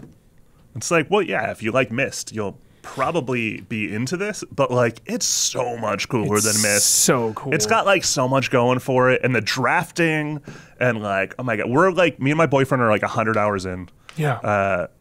I'll avoid spoilers, but like, Yeah. We'll be vague. but chat. it's a great co-op game. It's awesome. Yes. Yeah, it's like it's a single player game. But Water cooler game. You can sit on a couch and play it with people. We've showed it to so many friends that just come in the house. And they're like, "What are you playing?" And they're like, "Oh, It's you got to so see cozy. this." Yeah, it's I always tell everyone the den is my favorite because every time I draft it and just walk into the den, I just like put my controller down for a minute. That's when I like get some water, I hang out, I'm just like vibing out in the den. oh, and the soundtrack. Like, there's not a soundtrack until there is. And it just, like, it just sneaks in on you. You're so right. The aquarium is one of my favorite places. Yeah, aquarium's sick. Love digging. Like, love getting that Love the shovel, dude. Yes. Oh, and when you I don't love get a shovel. I know. You're like, I want to dig there. Where's the fucking shovel? Where is it? The sledgehammer. You craft the like Have you better one? Oh god, have you gotten the mace? No. He hasn't figured out probably any of that stuff. Yeah, I haven't figured some like key shit out. There's some other smashing tools Okay. that kind of do the same thing, but they're like more fun because Yeah. I feel like spikes. I can't say anything. I know way too much. Yeah, you know now. way too much. Don't spoil it. But this game's Because I got incredible. like 30 plus hours in, rolled credits, and then I'm working on like kind of the main big like first thing you want to do when you beat it. It's like, okay, let me figure this thing out. I'm being kind of vague, and I have like a handful of those. This thing is and so then there's more and big. more and more. Of Yeah, and those. then that's and then I just keep that's- hearing about like more and more and more. It's crazy because like I knew so quickly. I'm like, you get to room 46, and that's not the end of the game. No. And it's such a good initial goal. Oh, yeah, no, it's great. My first initial goal was like, let me just fill out my log of the rooms. Let me just build every new room possible. Once I started doing that, it's like, okay, now let me just try to get to the top. it's like when 3D games first became a thing in the 90s, and like they started doing like the castle on the mountain there, and I got to get to that castle. Yeah. But that's what it feels like with this, in a really elegant way. It's like, oh, clearly I got to get to that room. I just got to get to the top. That's it. And that's the end of the game. That's it. But it's like Inscription or anything else, where it's like, Description 10 out of 10. yeah, you get there and you beat and then it's like more and more. And Yeah. more. Yeah. It unravels. It's so beautiful. It really is a beautiful game. And like, I don't know. I just want to advocate for every single human being on the planet to play it. Same. Honestly, Yeah. same. I think it would like, it's one of those games I feel like helps you change your perspective. And I feel like changing your perspective or seeing other perspectives is such a key part of being a human being. Oh, yeah. Where it's like, I'm not a big puzzle guy, but like the way this slowly teaches you and the way you learn by playing this game is one of the best examples ever that I've ever played in a game ever. There's mean puzzle games. Yeah. And there's really nice ones. Yes. This is a very nice puzzle It is, game yeah. that challenges you. It makes you feel smart, but it doesn't like condemn you for Yeah. not knowing how to do it. Totally. And it like helps you along. Like if you Yeah. if you don't know now, There's a you'll lot know- of other you'll know things you later. can exactly. Yeah, this like, but then like you get shit like the magnifying glass. Love the magnifying and then glass. you're like, I gotta look at everything. Yeah, I gotta go re-examine everything But now. only like 2% of the things need the magnifying glass. But you're like, I don't want to miss anything. Yeah. Oh my god, I'm gonna walk around. But like, this is not a total spoiler, but like the casino. First thing I did. Had a lot of fun in that casino. First thing I did, I was like, yep, I'm doing that. I love Vegas in real life. I love blackjack. Same. I love all that stuff. Do you love craps? I do love craps. I don't play Yeah. craps very often. Okay, But Teresa Hoffman taught me how to play craps. No way. Yeah. Sick. But yeah, We love Vegas and gambling here at Easy Allies. but like, does everyone really like gambling here? Dawn and I You're a definitely. Gabby gets down for sure. No, yeah, I'm a big For like. sure.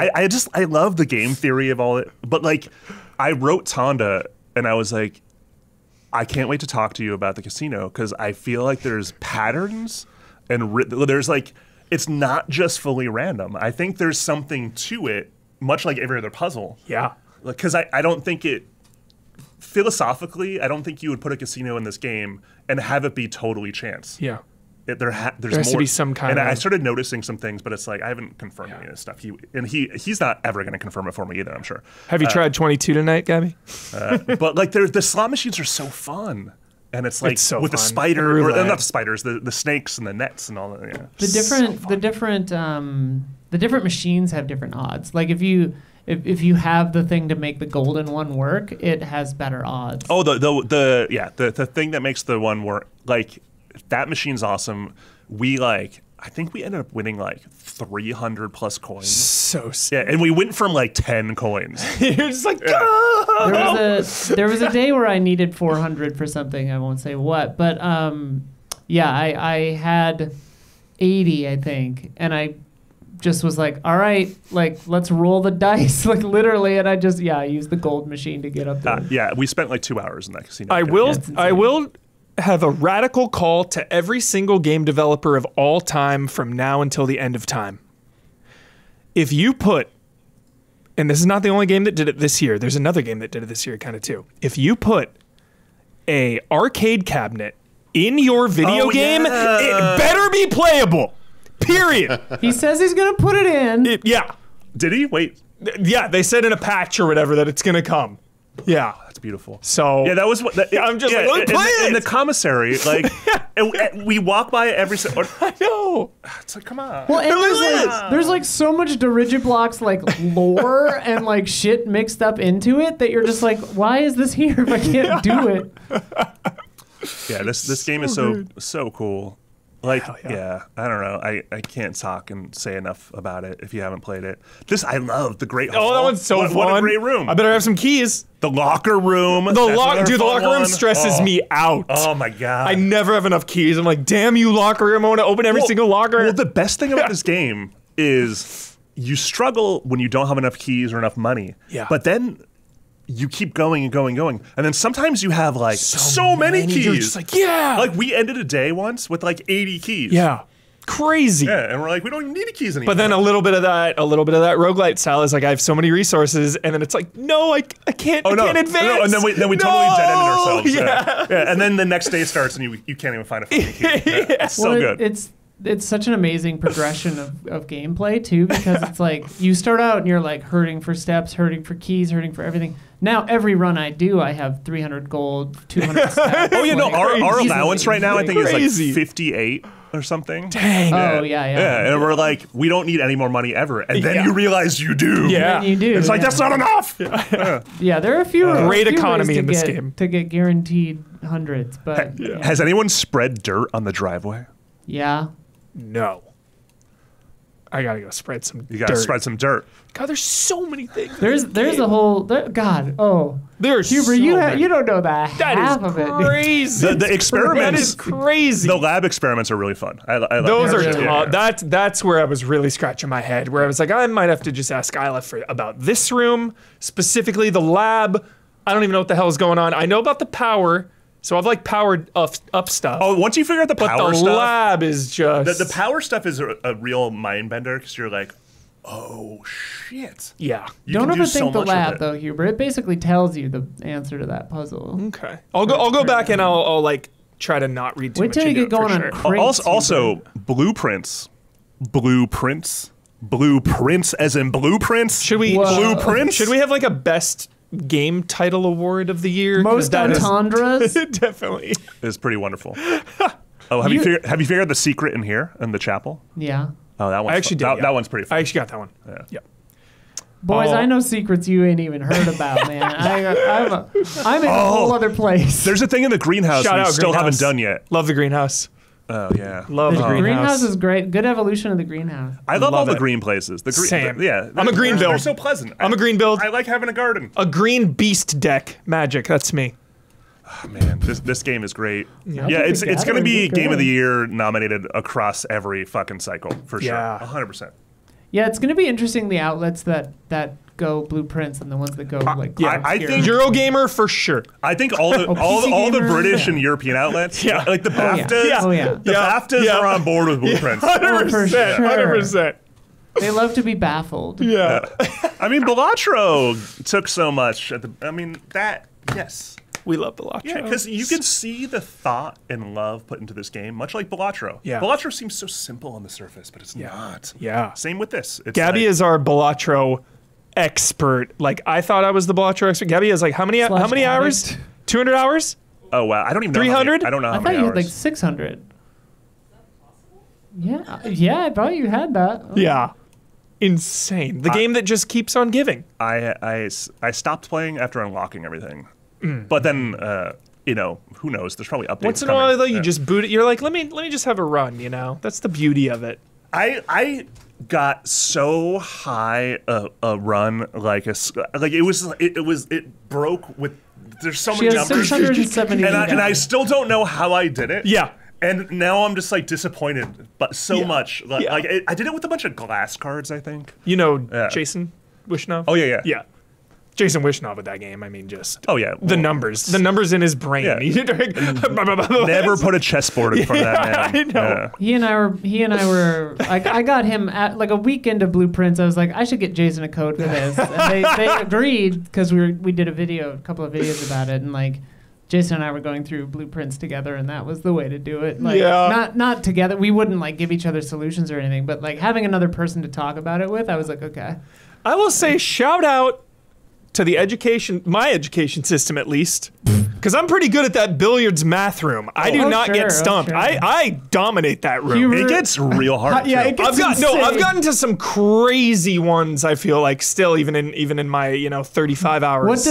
What does diamond do? When you hit square diamond, tilted? you're like, what? Yeah, what is diamond? I think I'm on do? square actually. Yeah, I'm hitting Okay. that time. Yeah, you aren't in Wait till hard that shit. square goes, whoop. Yeah, Okay. yeah. When Good that to know. square turns on its tip, call me. Okay. Yeah, that was a real baffler on our end. We're just like, we thought it was square at first, and then Brian, my boyfriend, was like, no, that's a diamond. What the fuck is a diamond? What does it Yeah, do? Oh my God. diamond and it's a couple of wavy lines, Huber. Like 1, 2, 3 wavy lines. That gets my in there. God. It gets fucking crazy. Oh no. I was like yelling at Jason. I was like, "That's not a math thing, the diamond thing." I'm like, "That's not a math thing." And he's like, "There is a function for that actually. I can't remember what it's Damn called." it, I was like, "What the fuck?" Yeah, our whole office at 8-bit is like loves this game. Like so because we got Raw Fury was kind enough to send us a bunch of codes like early, like several months before release, and like people put so much time into it like pre-release that when it came out, everyone was like dozens of hours in,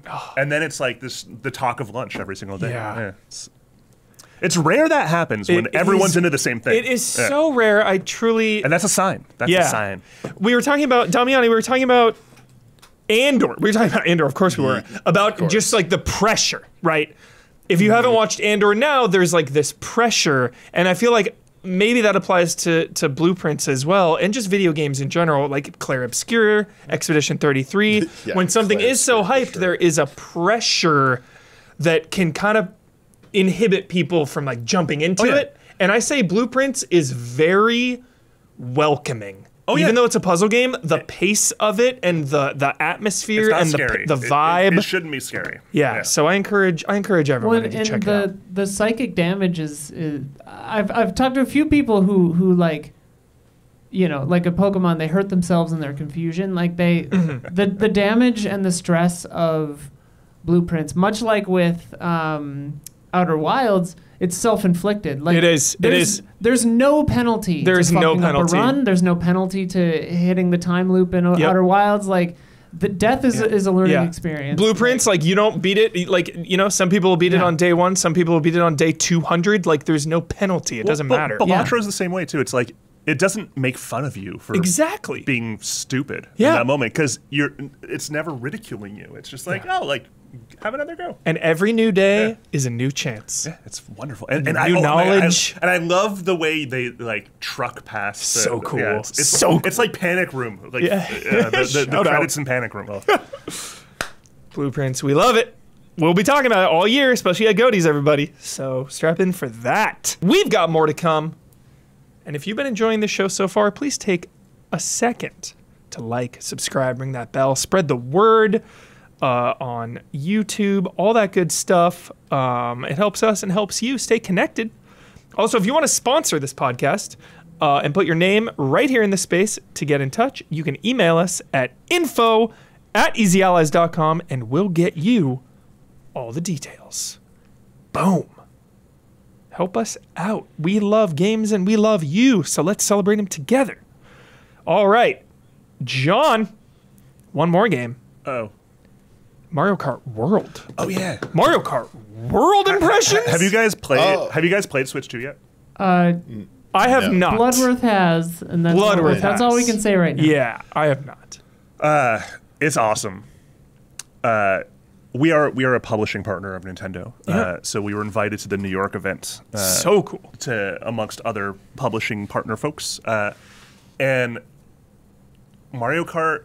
Was very excited to begin with. Like the most excited. I mean, everyone's excited about this. Some game. blueprints competition just at the outset. Oh, for me it is here. trouble. It looks incredible. Well, the problem with this game too is like we're going to be playing the shit out of it because it's going to be online.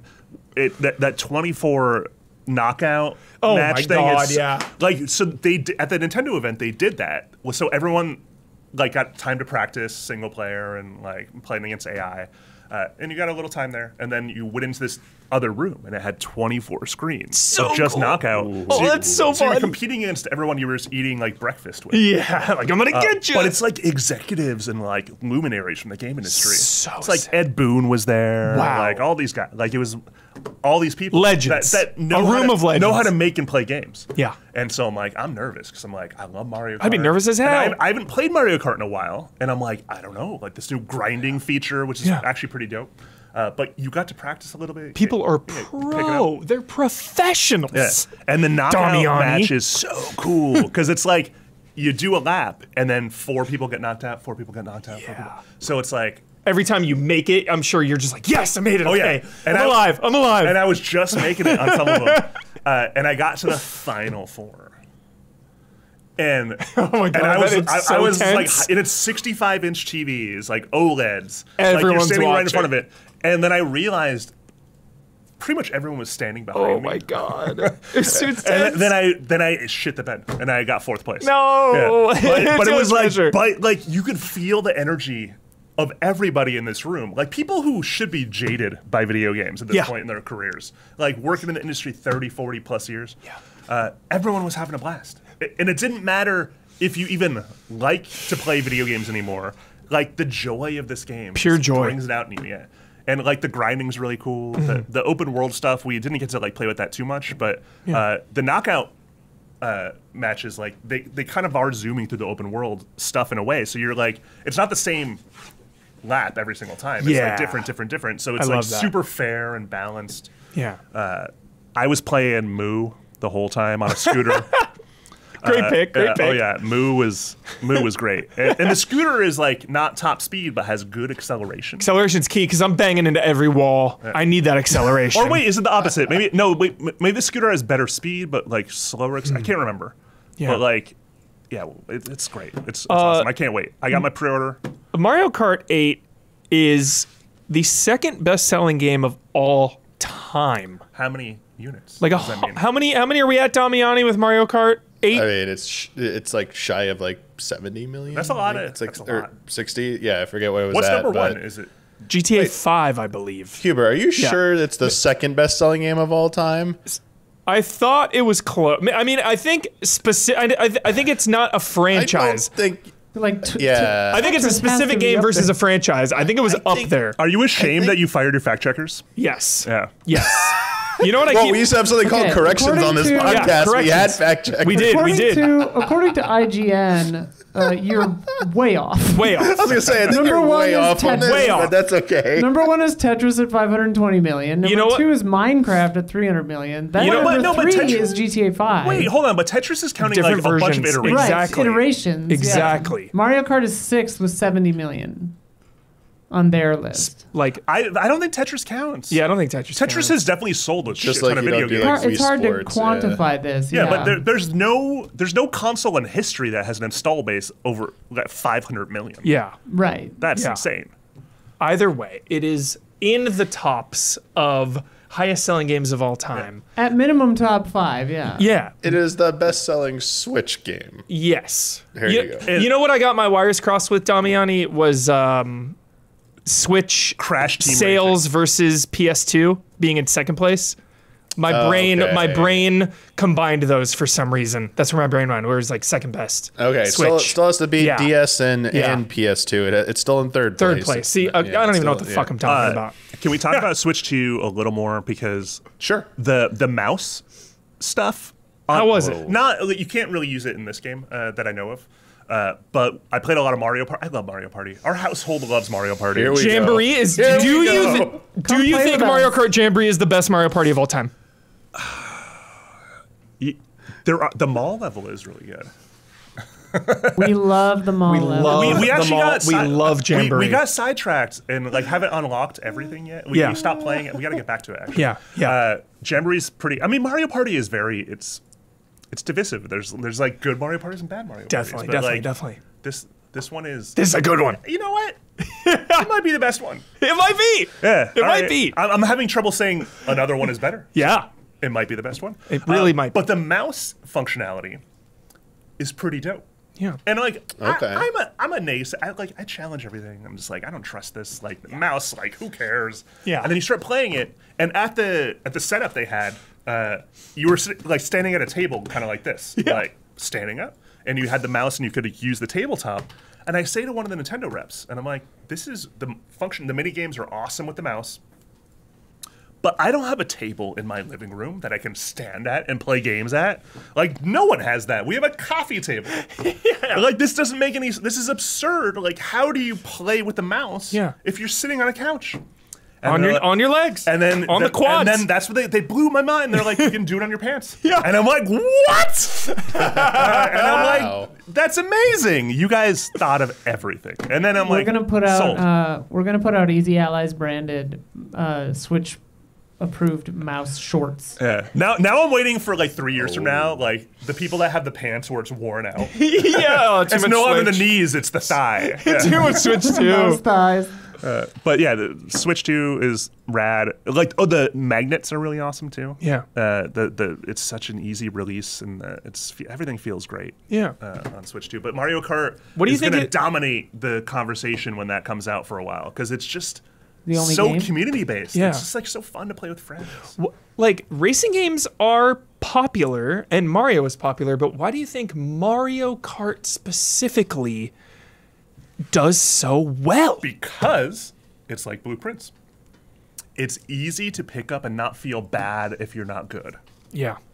You don't feel I love dumb. that. Gran Turismo, fucking flight, Oh my God, flight yeah. simulator. Insane, You're gonna yeah. feel like an idiot if you don't know how to like it doesn't. But like, you know, this is just like Mario Kart's got the joy. There's a fucking cow on a scooter. Yeah. Like, come on. No, it's Awesome. great. You guys are going. Peak cousin game. I'm not telling anyone they don't know. It's like, this is a great game. Everyone knows it's a great game, even if you haven't touched it or played it at all. Like, it's awesome. Yeah. Awesome. We love Mario Kart. We cannot wait for Mario Kart. Oh my goodness. Switching gears radically. Uh-oh. Isla and I have been playing. What the fuck? Holy crap. We have been playing Labyrinth of the Demon King. This is the most hardcore shit This maybe ever. this is the real shit. This is the real deal shit here. Okay. My The favorite. game is in 4x3 at default. Yeah. I don't even know if you can change it. My favorite thing about the game industry, as opposed to like music, film, is like you can just combine words into a title of a game, Labyrinth of the and Demon it can King. almost sound like AI generated the thing for you, but it's a real game that's probably pretty good. Like Renaissance of Atelier, Solstice of the Dragons, yeah. Yeah, it's just like just words Revexius, yeah. together, mush them together. 93 and 8/3. Like, what are you talking about? Yeah, I was about to say. Okay, Yeah, they love keywords. it. Yeah. They semicolon They're M equations dash in their hyphen. titles. Yeah. Yeah, they love colons. Yeah, they Pi love repeating. What was the near one? Replicant? I don't even know. Anyway, So this game is a PS1 looking first person it's a love letter. dungeon crawler. Yeah. where you are in like feudal Japan, maybe. You have like a samurai sword, samurai armor. You're in a big castle, and your initial goal is to like find these 4 gems to open this door. Oh, I love the graininess. Yes. That's fun.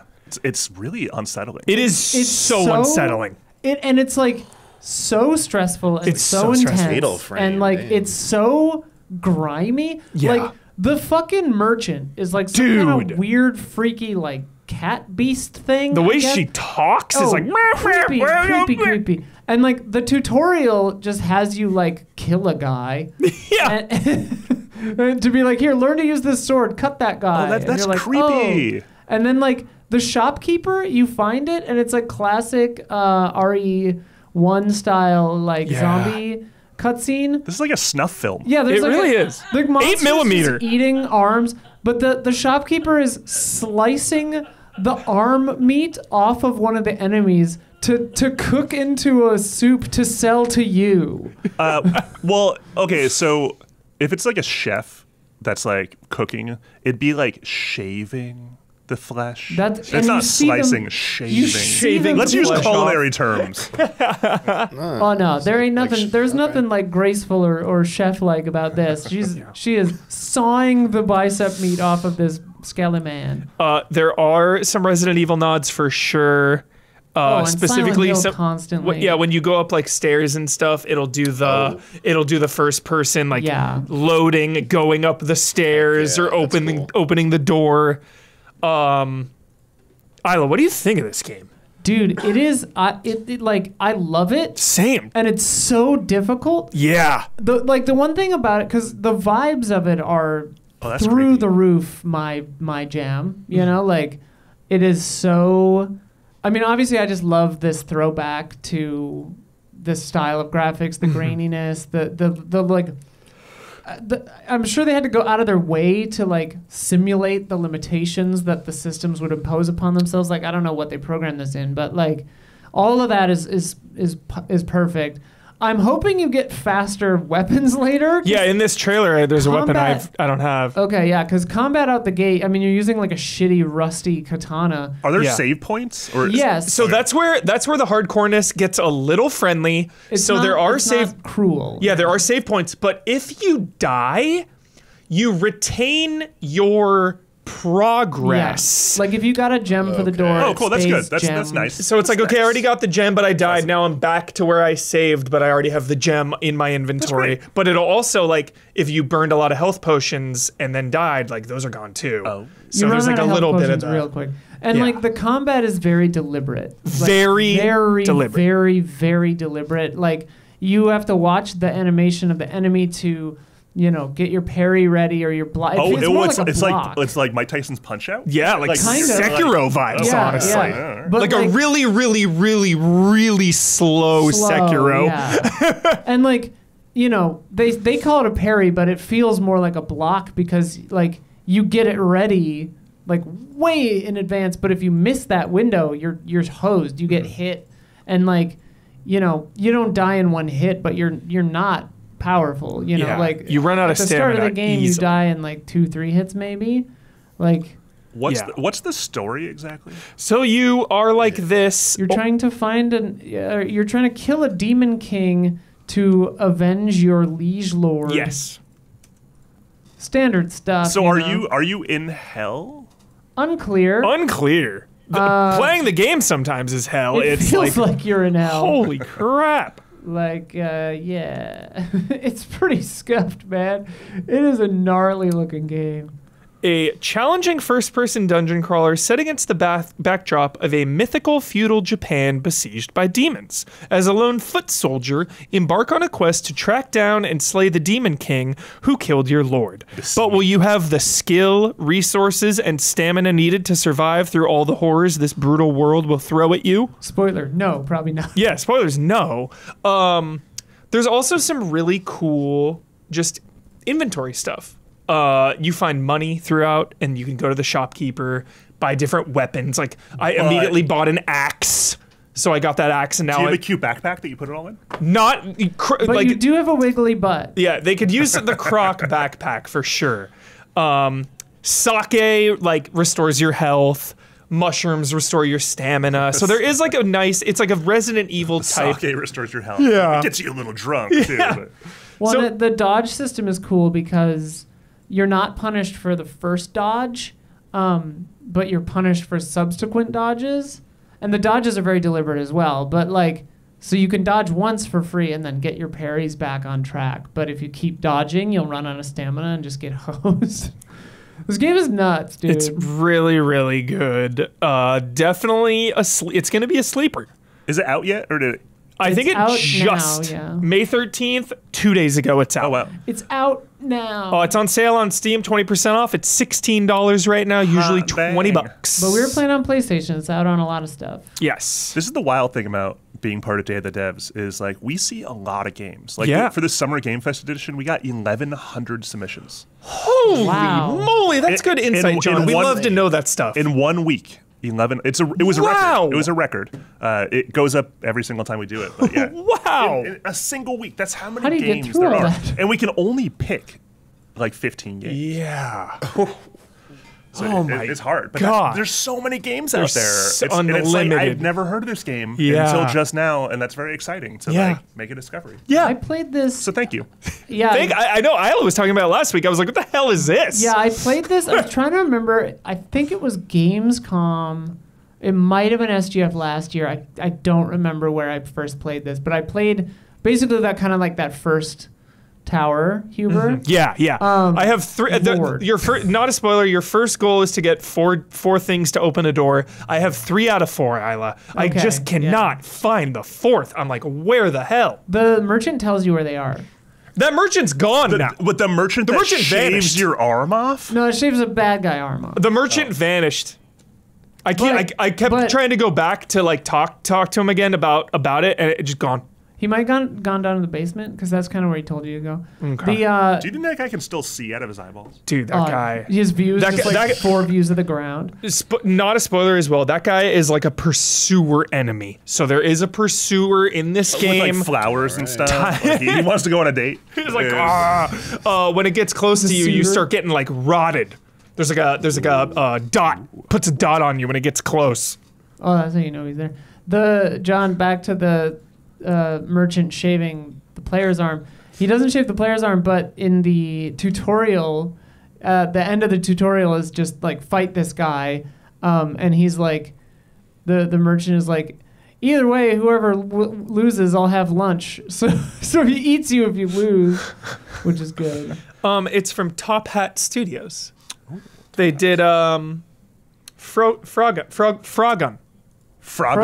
Frogun. Frogun. The frog, blood like that. one. Frogun. Yeah. Frog. Crypt Custodian. Some other ones. There's a lot of frog games Dude. these days. We had a bet a couple years ago about witches and Yeah. frogs from Yep. because Damiani and I were Wholesome. Don and I Oh, were Day of the Devs, I think, wholesome. really spiked that No, up, it was right? wholesome. It was wholesome. Wholesome. There were like Yeah. 40 games about witches and frogs. Yeah, Yeah. it's like, but like every year there's like a thing. There's A something. thing. You start Yeah. to notice a trend, but like, why frogs? Why frog? The frogs What's are cool. going on with frogs right now? They're cute. Yeah, we love No, frogs. I mean, like, frogs are cool, but, like, what prompted everyone at the same time to be like, we're making a frog game? right? Like, It all happened at once.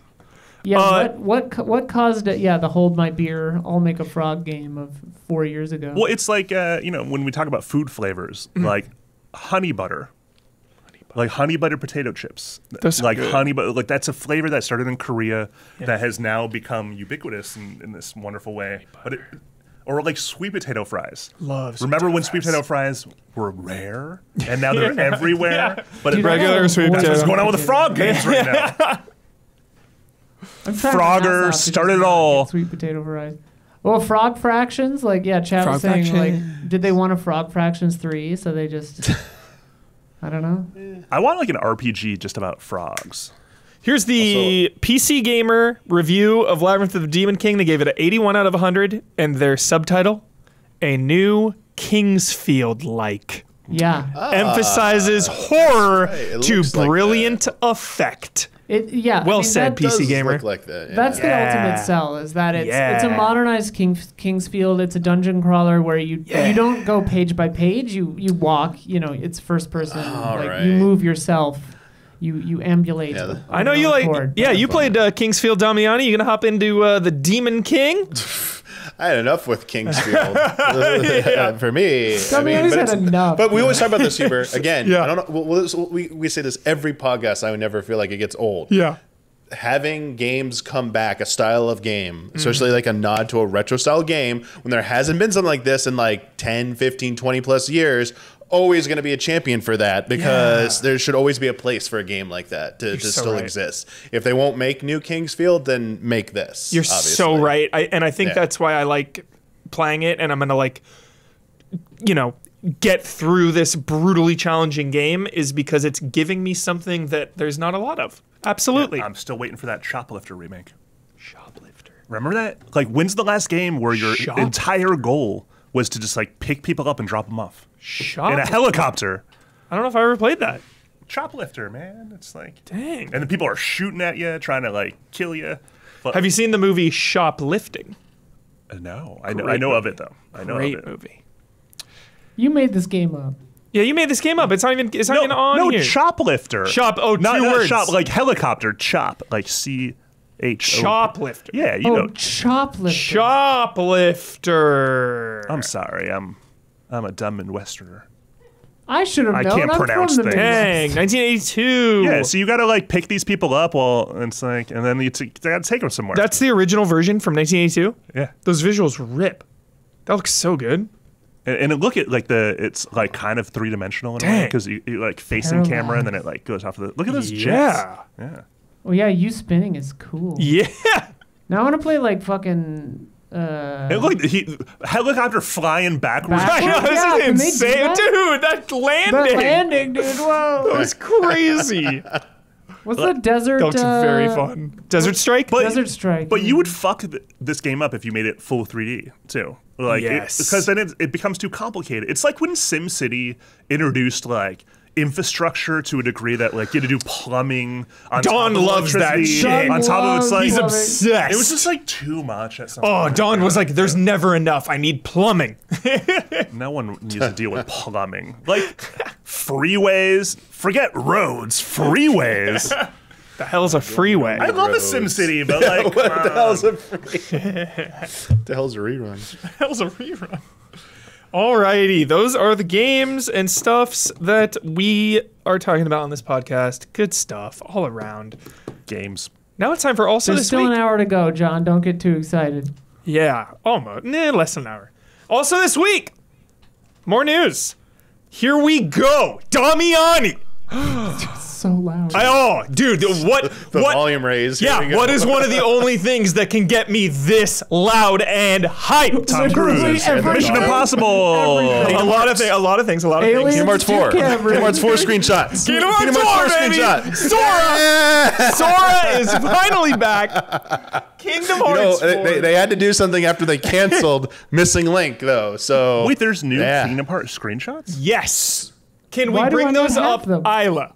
Is that possible? Are these No one they're gave on them to me. their Where Blue are Sky. they? Sorry. Like Kingdom Hearts Blue Sky is where they originated. I think they're in the but news channel on Slack. They're in news. It's in news. Okay. I did Yeah. link it, I think. Is this a in- world exclusive?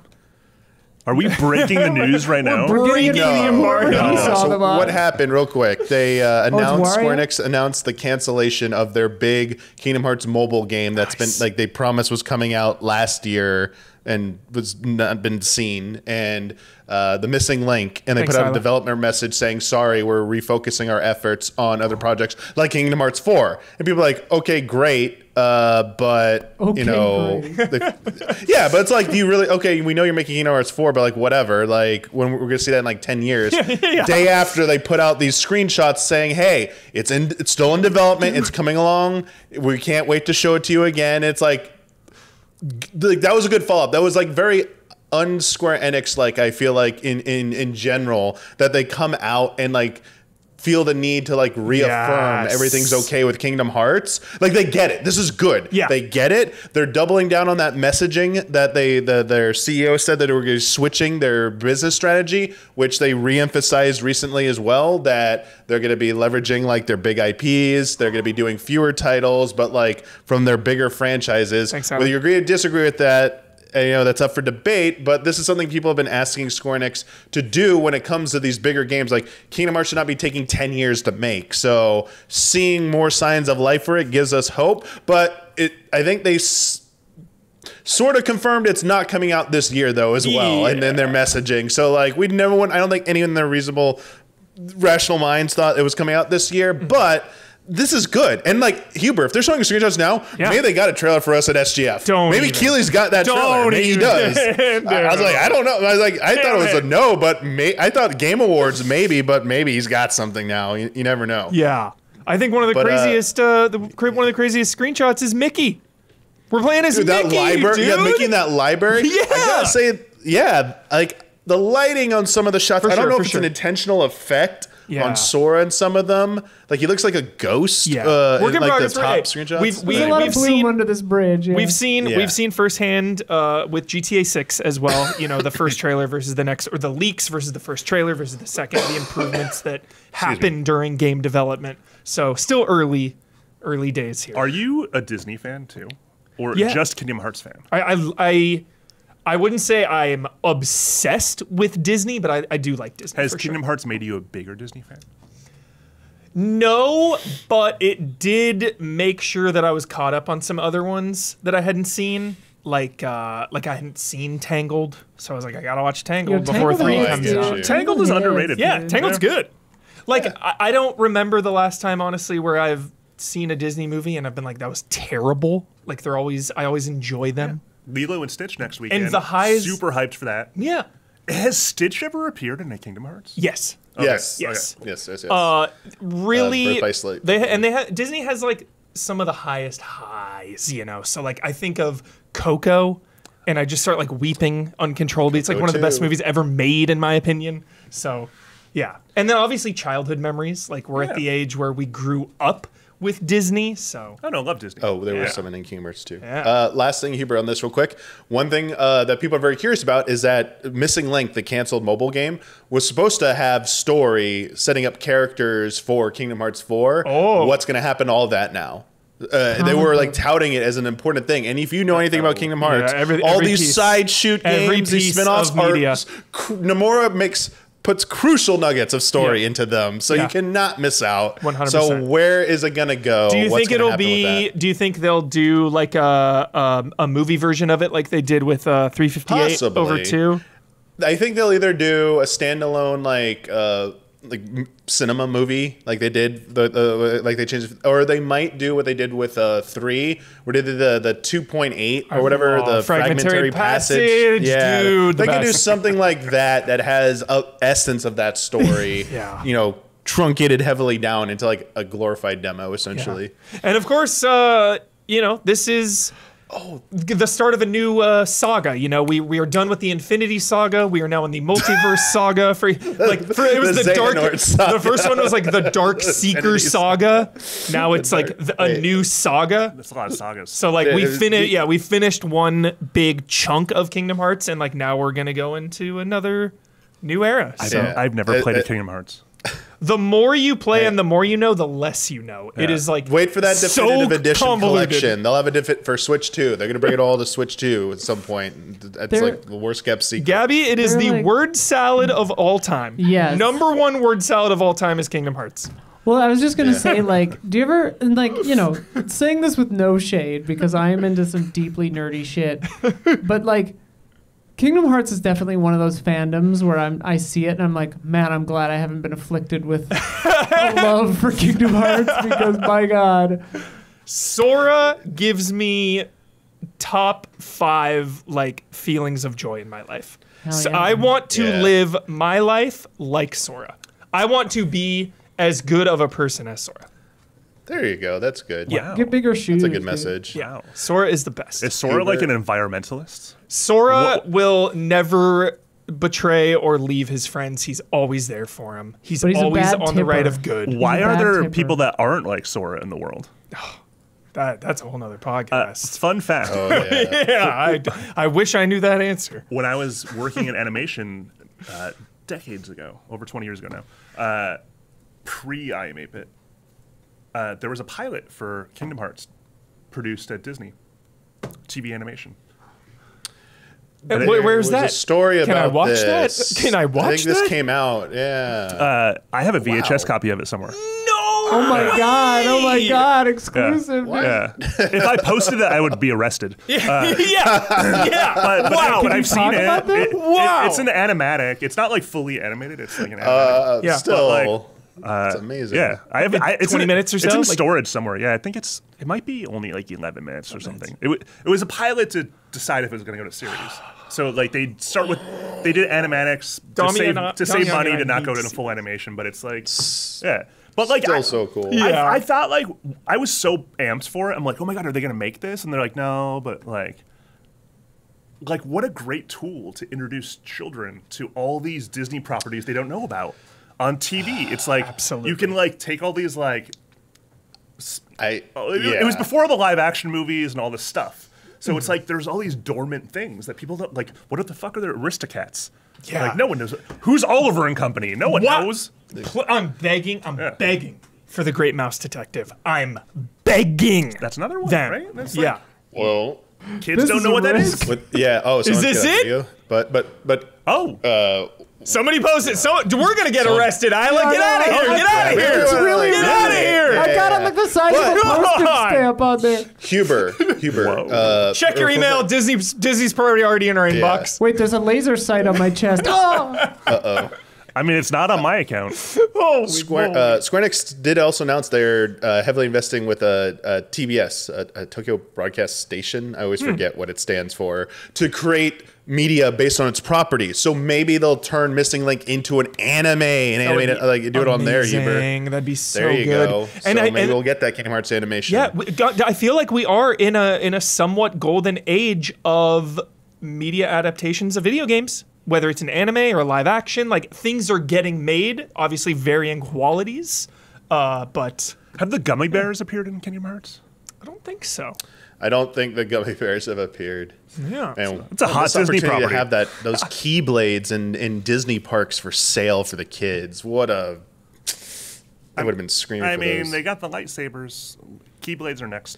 Can you imagine I'm going sure to get your own Square has some Keyblade? kind of- Like, You know what's crazy that you even say that is for Disneyland's 70th anniversary that's happening this year. They just introduced a new like park toy, and it's a giant key.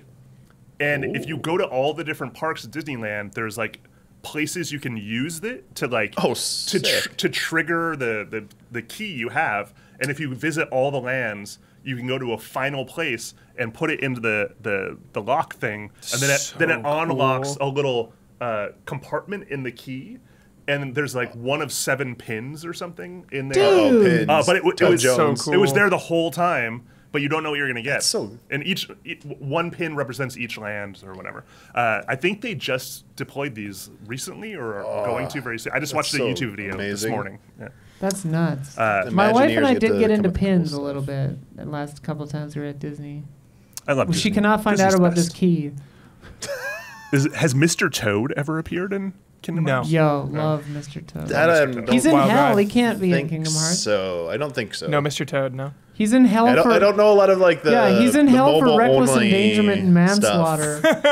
Oh no, Mr. Toad kills people. Yeah. Oh, for sure. Yeah, no, he goes to Mr. hell for it. Mr. Toad's like hopped up on coke, like driving drunk in the short. The short's like insane.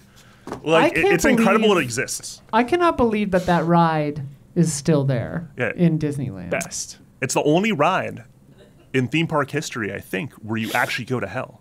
Yeah, Best. to my That's the knowledge, best part. Yeah. It's like Not 100 only- degrees in there. It's so Not even cool. just Disney. I think any theme Yeah. park. It's not the only do you ride that go to takes you hell, you drive drunk, Yep. get arrested, get convicted in a court of law, get killed by a train on the way to jail, Best. and then go to hell. Seriously, the best And ride. then the ride just stops. So good. Genius. If you stand in line long enough, you will see kids exiting like in tears. Yeah. It's traumatizing. Yeah, and then adults laughing and cackling who've never been on it before. I was stuck on that ride with Jimmy Good one time for like 35 minutes. And the ride itself, and we were like right before hell, so it was like still kind of warm. Yeah. But we could just hear Alice in Wonderland next door. The caterpillar just kept going, "Who are you?" That's so Or whatever. We were stuck there for so long. And Stuck in and Jurassic shout out to Sora for really graduating. He sometimes is at California Adventure. They have some like Kingdom Hearts stuff, kind of. I think it's like fan nights or like Halloween. It does really feel like a missed opportunity. Yeah. To like, it's such a cool. I'm sure it's very complicated rights-wise. Yeah, I was gonna say, I wonder if Square like has some weird hold on it. There's always been a back and forth about what the true licensing rights deals have been. There's so much misinformation out there. I couldn't even like begin to sift through it. It is just very exciting. Timeline 2, let's go. It is just very exciting that it's back in the news at all, and we have new images because it has been gone for a very long time. That trailer was years ago now, it feels like. So 2019, I think. Wow. That long ago? Was it 2019 or 2021? Dude. Sometime. Yeah, it's been a long. It's been years. Yeah, it's been a few years. It might have been after that. Yeah. Like Kingdom Hearts 3 was 2020, so no, it was like 2021 or 2. Sorry. Yeah, that makes sense. Word on the street is that Rockstar Ooh, I know them. 2022. is getting ready to release a GTA 4 port / remaster. This is a leak. This is a leak from an insider, I believe Tez. Do we call it gossip? It's gossip. It's hot gossip. Hot goss. Tez 2. Someone at Rockstar hinted at a 4 port, and by now it should have gone up. It should have gone up a year in development.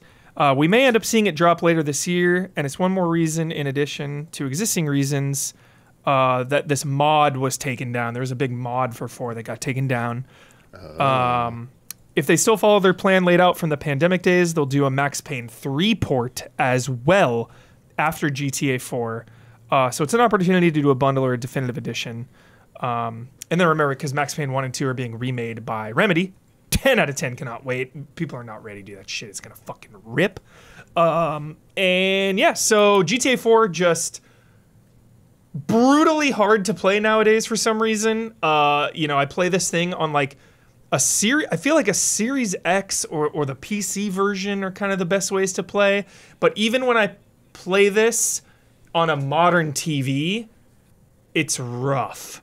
Like I have to move my Series X into my bedroom where I have like an old 1080p TV, and it's rough. Do you often revisit GTA 4?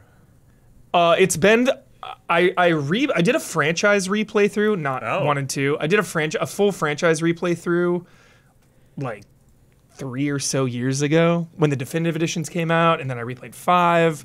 So I do revisit a lot of GTAs. It's been a minute since I've gone through all of 4, though. It's been a minute. I've only beaten that one like 2.5 times. Yeah. I'm doing that with Harry Potter movies. You're doing it with GTA? Cool. I replay a lot of things. Yeah. All the time I replay things. Also in the news, I didn't put this on the rundown, but it is in there. Dragon Quest 12 is not dead. Another thing like Kingdom Hearts 4, Damiani, where we haven't heard a peep from Dragon Quest 12 in ages. Thankfully, we got 3 HD 2D and 1 and 2 HD 2D coming. But so Yuji Horii... where is it? Yuji Horii said... What is this? Yuji Horii said, can't say anything specific just yet. I don't know. That's it? Okay. Yeah. That's the news. Yeah. He's putting lots of work into it, but he's not able to spill the beans. Yes, indeed. I can't say anything. I apologize. I am making it, putting lots of work into it. I can only say that the next work will be great too. I'm working really hard. Please look forward to it, is the only thing I can say. Dragon Quest XII: The Flames of Fate was announced by Square Enix during the series' 35th anniversary celebration in May of 2021. Yeah, So humor. I told you already. rough. We talked about it on Group Stream. I said if by SGF or Game Awards at the latest, if we hear see nothing of Dragon Quest 12, I might start getting a little concerned that something might have happened. Like it feels the vibes or how long it's taken. Yeah. I mean, feels like maybe something had to undergo like a rework. A change. or I agree. Possibly like a change of direction. I agree. Because I thought they were just holding out for Switch 2. Like there was some legal reason because they want it to be like either Switch 2 lead platform or heavily marketed around Switch 2, and they were just like Nintendo kept pushing back. We found out now that like it was supposed to come out like in October of last year. Yeah. Got pushed to coming out June 5th. and maybe they were just had to push their plans, kick that down the road a little bit as well. Yeah. But if that's not the case, and there's like nothing to show up by the end of the year, and we get to like year 5 after the announcement, that is, not unheard of, but also not what you want to see from Square Enix when their CEO is touting that they want to like be getting these games out a little bit faster and putting more resources into their biggest franchises by not focusing on those like smaller titles that had that we're not going to be seeing a lot more from Square Enix. So we'll see. Thankfully, we're getting Dragon Quest 1, 2, 3, all of them. Yes, that's so true. that really helps kind of ease that weight. When you're like even the GTA 4 remaster, that'll help me kind of ease the weight for 6, because again, I haven't played it in a while. I love that game. I'm excited to go back now with the knowledge that Lucia is from Liberty City. That'll be fun to kind of just have that in the back of your mind. So, do you want the scoop on Dragon Quest 12? Yes. I don't have it. Duh! I was like, here we go. Damn it! About to get played. Damn it! We love Dragon Quest. Do you love Dragon Quest? Do you play a lot? I don't actually. I haven't played like a version of it in a very long time. But I do have this like really cute little like slime cookie tin that we got in Japan, slime's the best. and it's like. We put weed in it. But, It's the slime weed case. I love those Japanese cookie tins. Like, they're so useful for narcotics. The lockbox story I'm about to say. My friend got the GTA 4 limited edition. It came with like a lockbox, and he put his drugs in that. Appropriate. Yeah. On brand. GTA 4, exactly. Capcom news.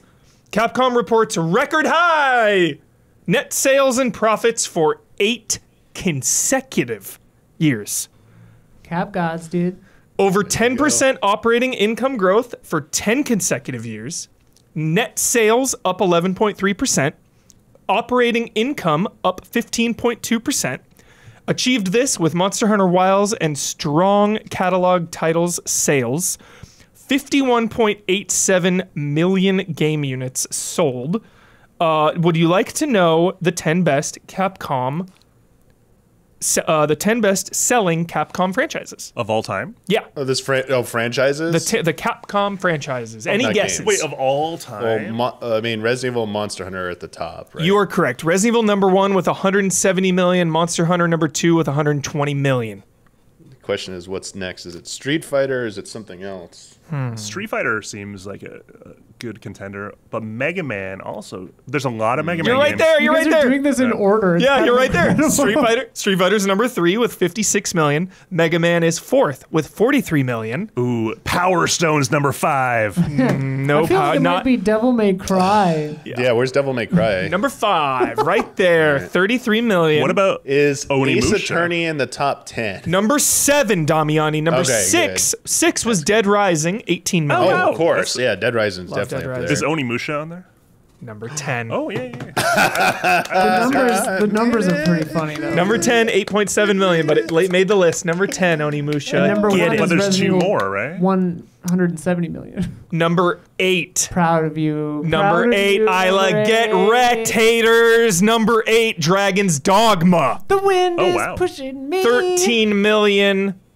Absolute. Dude, Wow. the Dragon's Dogma 2 hate hurts. Misunderstood. They don't get it. They don't get. They're not cool You're right. enough It's to not. get it. It's not hate. It's a misunderstanding. You're right. It's a You're right. tragic You're right. misunderstanding. I feel sorry. Yeah. I feel sad for these people. Yeah. It's not their fault. They don't get it. There's kids that are 3 years old now, so babies and toddlers. They're gonna grow up one day and be like, "What's this old retro game?" They're gonna play Dragon's Dogma 2 and be like, "Yo, this game!" That's false. They're gonna have the attention span of a guppy, and the world will be destroyed. And then number 9, 12 million. Marvel vs. Capcom, Oh. Fuck yeah, dude. right there. Oh, nice. We No- haven't, no we haven't seen Power one of those in a Stone, while. Yeah, That's we're What's due. happening with that? We Wish are they'd due. Do more with. They need more. I've heard some behind the scenes stories about that series being a bit of a nightmare to work with one side. I mean, it's probably like a Roger Rabbit situation too. It's just a lot of IP all hell's a rolled freeware? up, and it's a miracle these things happen in the first place. Speaking of collaborations and speaking of our favorite thing to talk about on the podcast, food. Oh boy. Damiani, here we go. We have 2 food items. This is here. about to add an hour to the podcast. This is here we settle in. Damiani's about to go off. All right. I'll be brief. Gaming collaborations with food seem to be the thing. Yesterday, Xbox announced that Doom: The Dark Ages is celebrating its launch by collaborating with Prince Street Pizza.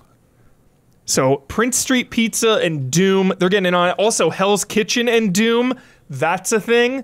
They're like slamming the meat with a hammer. It's out of control. Wait, Hell's Kitchen the musical in Doom? The show, like Hell's Kitchen, the Gordon Hell's Ramsay. Kitchen. Yeah. Because there's also a Alicia Keys musical that's quite good on Broadway right now. Shout out Hell's Alicia Kitchen. Keys. Yeah. Love Alicia Keys. Great show. Smokin' Aces. Good movie. Oh. Alicia Keys. Oh, yeah, she's in that. She's so sick in that movie. Oh, the first time I ever saw Alicia Keys was at a PlayStation E3 party.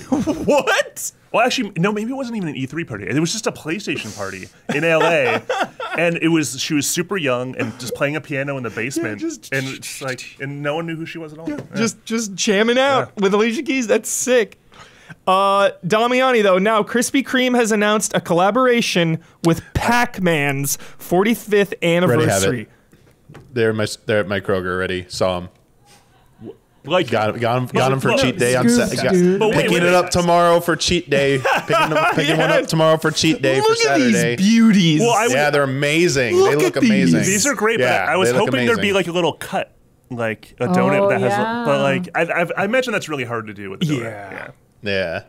These look yummy. As long as they're in stock tomorrow, I'm gonna pick up the. Wait, so these are not thing. at Krispy Kreme? They're at grocers? The participating U.S. Krispy Kreme stores have 3 new donuts in a custom Pac-Man game dozen box available for a limited time starting today. Get them while they're hot. Oh, interesting. So yeah, at my Kroger, they have it already pre-packaged in a thing of 3, so you can just pick it up That's from what there. it Yeah, sounds like. and no They one have a needs a dozen of these. Well, they bring it in every It's morning, excessive. like from Krispy Kreme. So yeah, like it's made it each day. They don't keep it like more than a day.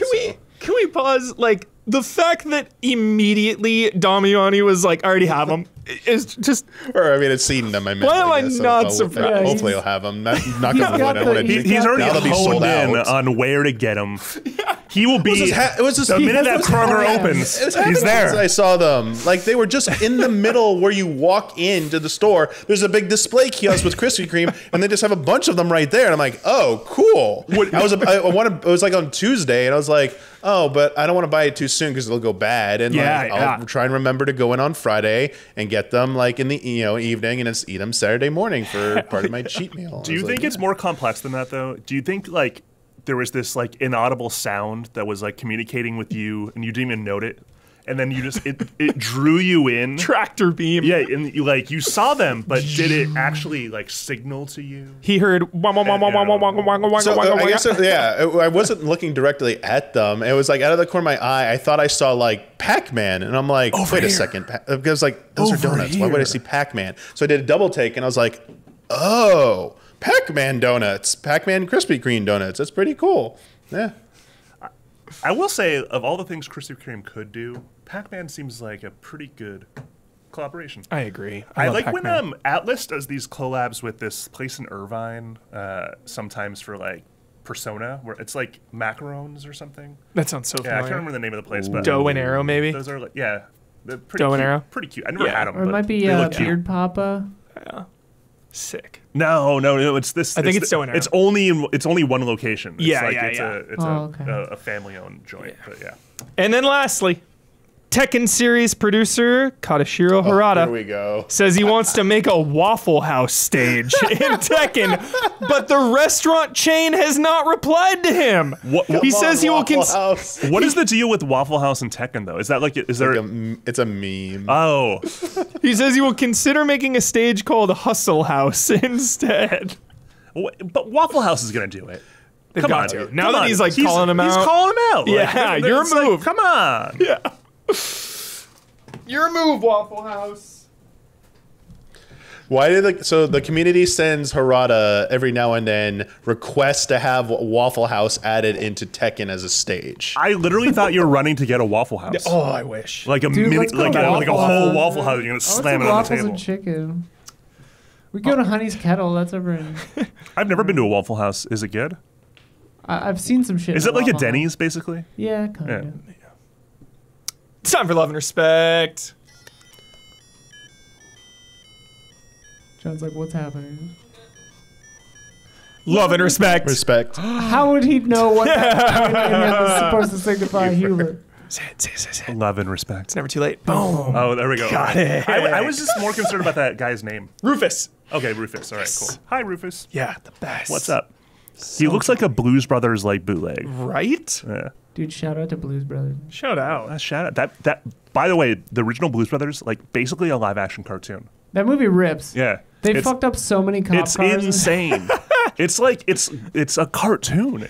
Much like Home Alone is a cartoon, but Blues Brothers is more of Totally. a cartoon. Yeah. Home Alone. It feels like Home Alone is about to be rebooted. Like, we're about to get some Home Alone news. We are, but Yeah. do I want that? No. No. It's going to be a Macaulay Netflix show. Will Macaulay Culkin play the dad, and the kid who gets lost is his son now? No one wants that. Yo, I'm kind I of into want that, that. actually. I'm I kind of want into that. it. No. I'm kind of into Really? it. I don't- Or you know what it would be? He would be an overprotective helicopter dad. Yeah, like that episode of Black Mirror, Archangel. Yeah, and he's so concerned about his children getting lost that he himself somehow gets lost. So it's him again getting lost. Write it. Okay. A friend of mine in New York got a room in the Plaza Hotel to watch Home Alone 2. That is some dedication. And Super fan. told me that the Plaza for room service actually has the sundae on the menu. No way. Oh my gosh. All right, from Sekiro 505. Always a good love and respecter, Sekiro. Hello, allies. I'm loving Expedition 33. But, Damiani, I'm hyped for your take on this, Damiani, specifically. I'm loving Expedition 33, but you know what grinds my gears? Bosses healing themselves. Okay. Bosses healing themselves when their health pool is already triple of our characters. I absolutely hate it with a passion. Ha ha ha. What's something bosses do that grinds your gears? So something bosses do in games that you just do not like. Ooh, that's a great question. I mean, same franchise. Oh no, sorry, same genre. Sorry, I was thinking Final Fantasy, but you're talking about Clair Obscur. Sorry, but in Final Fantasy, which also has bosses that heal themselves all the time. Yeah.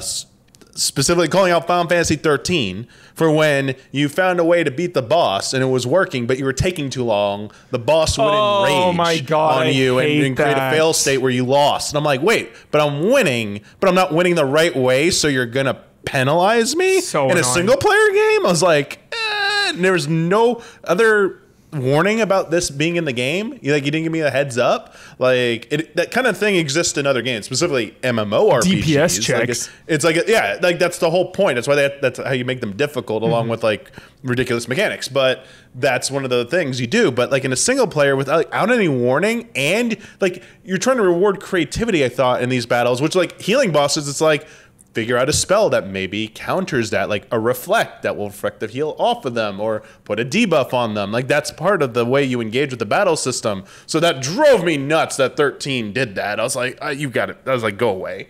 Go away. I told the developers in an interview, I was like, I hate that mechanic. Like, why did you put it in there? They said they wanted to create tension. I'm like, it didn't create tension. It made me angry. He's mad. He's real mad. Yeah.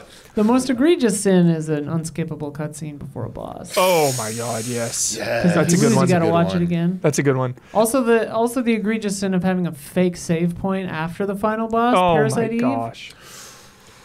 Good one. For me, it's unlimited ads. That pisses me off. Ad, like when Every a boss time like you summons unlimited reinforcements and they never stop. I'm like, I killed because I always target the ads first, and then I target the boss, and so you're killing the ads, and then you're targeting, and then more come in, and you're like, what the hell? I love Slay the Spire, but like, there's one boss that like keeps summoning shit, and like you have summons, the ability to like knock it off for Yeah. a second, but like man, Yeah. it burns me. You work so hard to clear those ads, and then it's like you get one turn or like get the fuck 1 outta here. second of freedom, and then it's like, all right, here's more.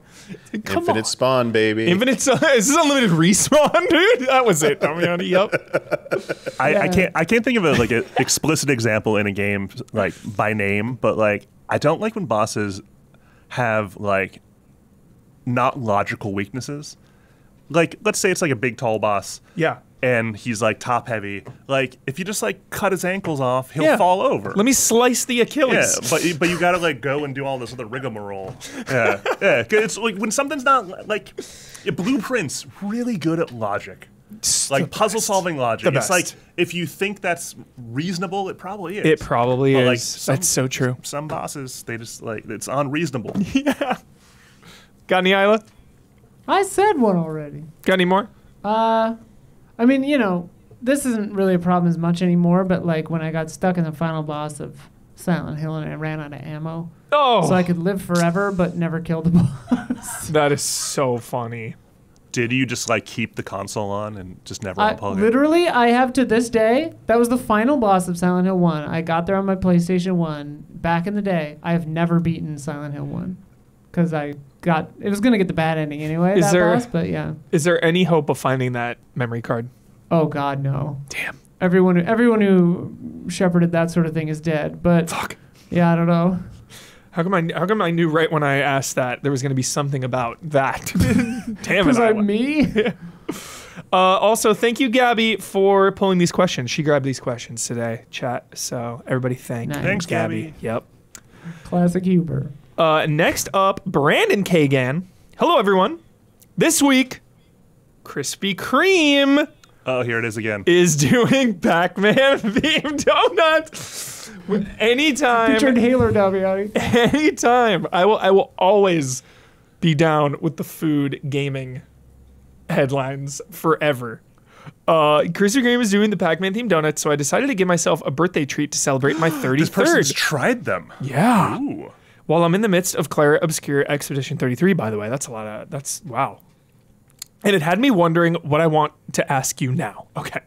What brand crossovers involving games has been your favorite? Coleman. Coleman is such a good call. Not video game movies or game logos slapped on candy, but other game-themed products. Or to put it another way, what's been an unexpected but still delightful masterstroke of marketing that goes beyond putting a game's name or main character on some packaging? Thanks for taking this submission if you do, and stay easy, fellow allies. So, So in gaming real collab. life? You know, this is not gaming related, but came to mind. Yeah. TMNT, the OG movie, when Pizza Hut, like Oh my it's like God, it is yeah. like kind of just like a logo slapped on pizza, but it makes sense at least. But it's again not a game, so That was life changing Yeah. as a kid. That was huge. so it doesn't really count as an answer. But you know, maybe it gets it going and jogs someone's memory. Best movie. Damn it. It's Oh, Jog your own Arby's memory. Arby's and Cuphead. and Cuphead. Yeah, you know, a couple years ago, the Happy Meal, not called a Happy Meal, the kids meal at Arby's. Yeah. Studio MDHR did a crossover, and it was Cuphead toys and the kids meal at Arby's. What? Because MDHR, fun fact, because I know them very well, the Moldenhauers love Arby's. Dude, The guys who founded the studio. that's crazy. Wow. How did we miss that? I never knew that one. Yeah, I didn't know that one either.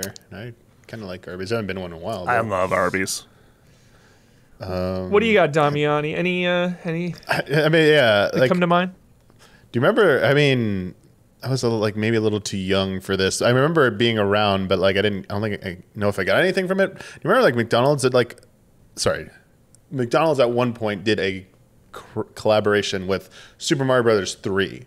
They had all the Super Mario Brothers 3 toys from them, and like just remember like a lot of kids talking about it and the packaging, like Happy Meals. I guess it was all Mario themed. That's what I liked about it. Was like I remember like it looked like Mario, and I was like, hey, I'm playing that game, and it was like the first time I was cognizant of like, oh, I can get like companies do stuff with it out beyond just a video game release. So I was picking up on it. I was like, oh, marketing, even though I didn't know it was marketing. Plushies, Yeah. They were little plushies. There was like a Koopa.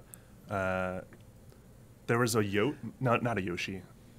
The Yoshi There came was later. Like a the one that Tanuki had like Mario, maybe. the What were the other suction cup thing that like you could like spring it, like it made it look like Mario jumped, I think, and one had like the Karibo's shoe, I believe. Sick. Yeah. Oh wait! Oh no! This is I'm thinking of a totally different color. I think this is because there this were was- like mushrooms and yeah. So there's like a little thing you like and it moves. I remember those So pop-ups. It was Those like a were little air great. thing. Yeah. Yeah. I mean, Also, they're stupid. was it Wahoo's did a crossover with the Wahoo. Wahoo's Fish Tacos. the fish tacos with doing the a collab. not Calendra. Oh, my yeah, God, okay, yeah, the yeah, mascot. Those are the toys. Yeah, those are what I Yeah, remember. I remember the little like the yeah. The yeah, little, those. I mean, I never had Mario's them. I looking think, but Mario good. Mario looks a the little constipated. packaging, I remember, Yeah. like the blocks of like Super Mario 3 or whatever, like the yellow blocks were on it, and like the logo, and it like just stood out. I have an ironic one. Everyone's gonna make fun of me, but I actually love it because it's just comedy now, and it is like video game industry lore, and it just makes me laugh thinking about it. But then at the same time, I actually like use it functionally.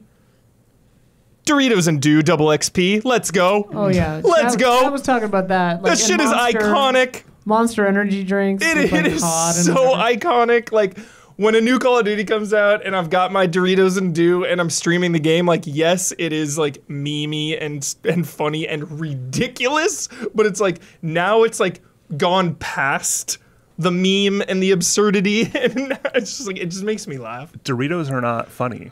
Doritos are serious. Very serious Doritos. What's your favorite Dorito? Golden Sriracha is my favorite flavor right now. Sriracha. Yeah, It's a pretty good one. I haven't Yeah. had that. Golden Sriracha. Yeah, it came out. It Yeah. came out like last year, Dude, think. I haven't it's even like, tried it's, it. It's yummy. It's, I gotta try that. There's some like pretty shitty Doritos flavors that Yeah. they've done. Like the Taco Night one is like, Yeah. Soul Crusher in chat brings up Jones Soda had a Nuka Cola. Oh yeah, that's I fun. remember that. That was a really Yeah. good one. Those That's are cool. fun. Awesome. Thank you, Brandon Kagan. That was a fun one. Okay, and last but not least, it's time to play a game. There's electrical issues. All right, let's play a game. Huber is always saying, "Let it cook."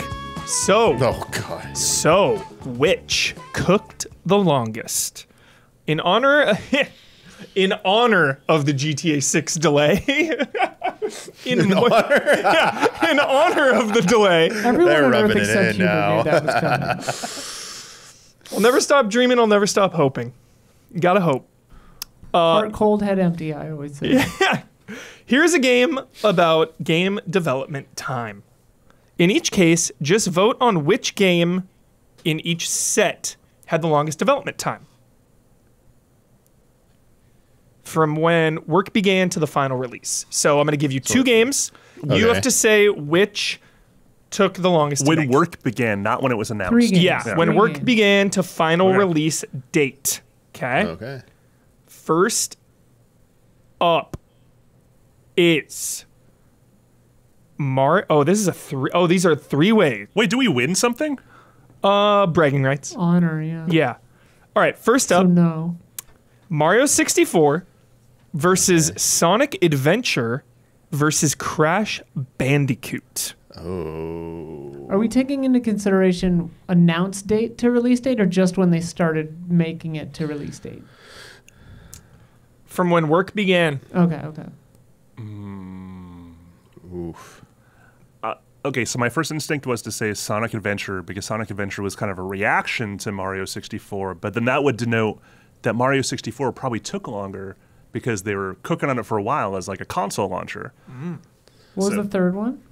Crash. Crash Bandicoot. I think Mario. I was going to say Sonic as well, but probably Mario, yeah.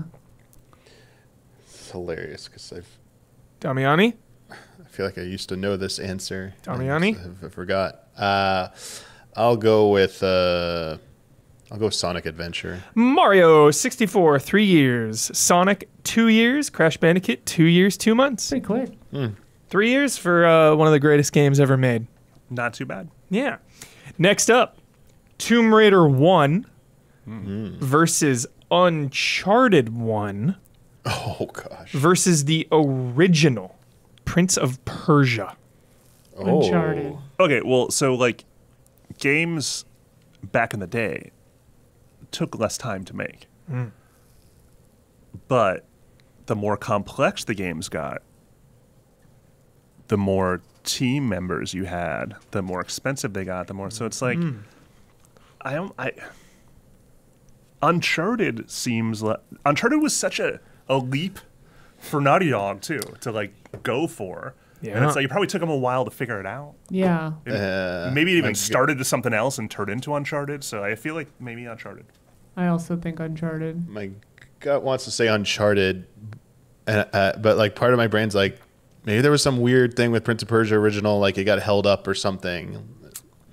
Like, so what are you gonna say? But I'll say Prince of Persia. You are correct. It is Prince of Persia. Wait, 3 years. Uncharted was 2 years. Uncharted was only 2 years. That's insane. Bullshit. I know. Bullshit. Where are we getting this information? This is from Dan Childers. There's no way Uncharted only took 2 years. 2 years. No way.